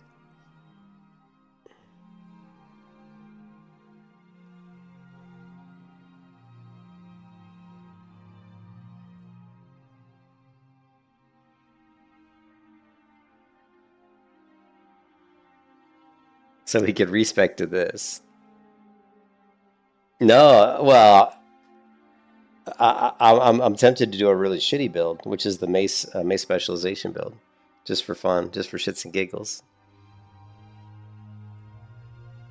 This would give us, we'd have anger management, we'd have tactical mastery. We'd be dual wielding maces,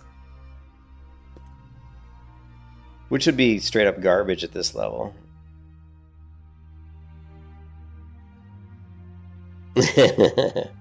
Well, the thought process is, if I'm dual wielding maces and I have a 60% chance to stun, I'm gonna proc quite a few stuns, right? Which means the amount of damage I'm taking should go down significantly. And the thought, here's the thing, what I'm trying to do is I'm trying to increase my uptime. I'm trying to decrease the amount of times I have to eat food. Because right now, every time I kill a mob, I gotta sit and eat. But if I can pull off 1 or 2 stuns every fight, I might not have to eat after every fight. I might be able to kill like 2 mobs in a row and then eat, which is going to increase my leveling time because I'm going to be, I'm not going to have as much downtime. So if I, and this is just right now, but eventually I would go into Cruelty, Improved Demo Shout, and Unbridled Wrath.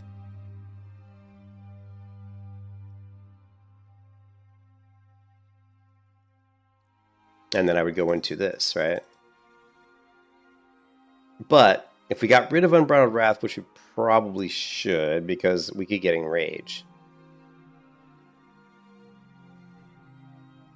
Like, if we did this, and then went down and got 1 point into Flurry, right? So we're going to get, 25% increased melee attack power bonus on Battle Shout.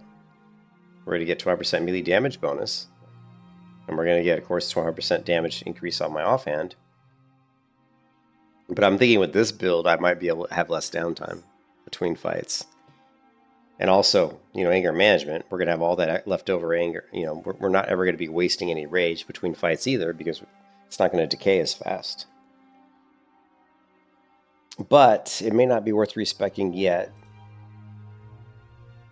Like, if I respec, this is what I would be right here.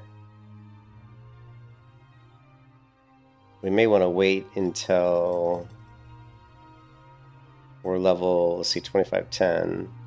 That's 11 more levels. We have to wait until we're like level 40 something.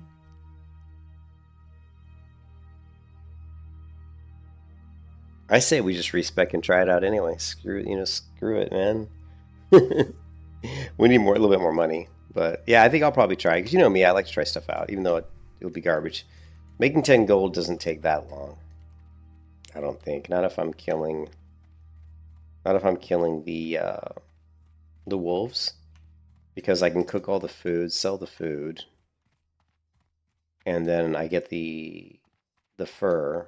So I can make 10 gold probably in I don't know, 4 hours maybe. Maybe 4 or 5 hours.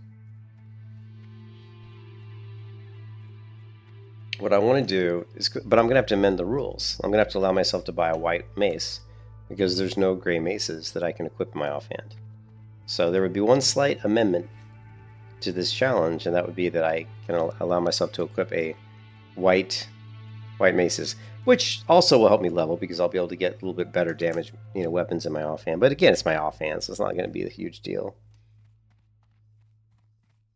I mean, right now I've got a main hand mace that does 8.7 damage per second, and it's level 23, so I don't really know how much better a white offhand mace is going to be versus a gray offhand mace. I'm going to see what kind of weapons what they have here.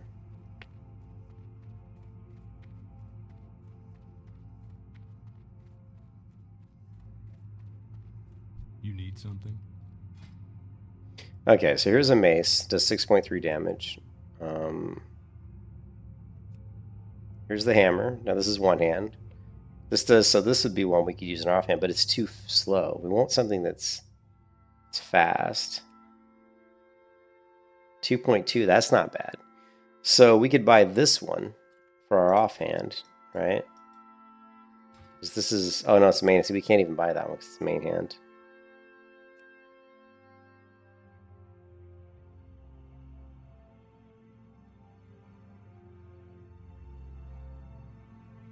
$2.4. 1.9. We could buy this one. This mace right here. We could buy this mace. 1.9. I think that's about as fast as we're going to find. 6.3 damage. It's kind of on par with my offhand weapon now, right? What's my offhand now? Be careful.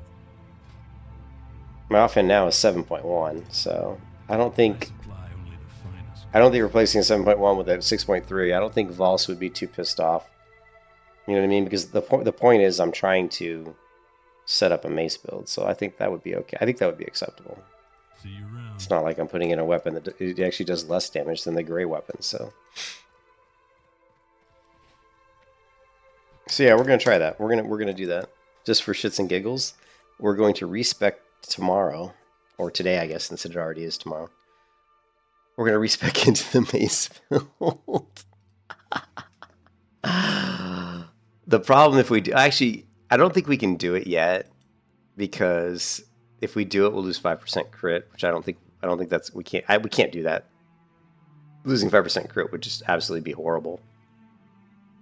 So I think the earliest we could respec, or should respec in the mace build, would be here. And that means I have to get 6 more levels under my belt. So I hate how this talent calculator doesn't tell you what level you would be. Which is why I never use this one. But it doesn't crash my browser like fucking Classic DB does. Right?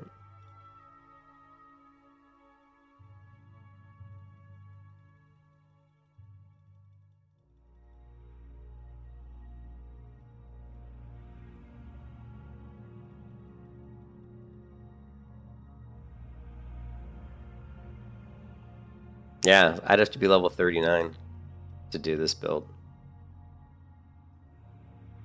And currently I'm like level 33, so yeah, it's 6 more levels to go.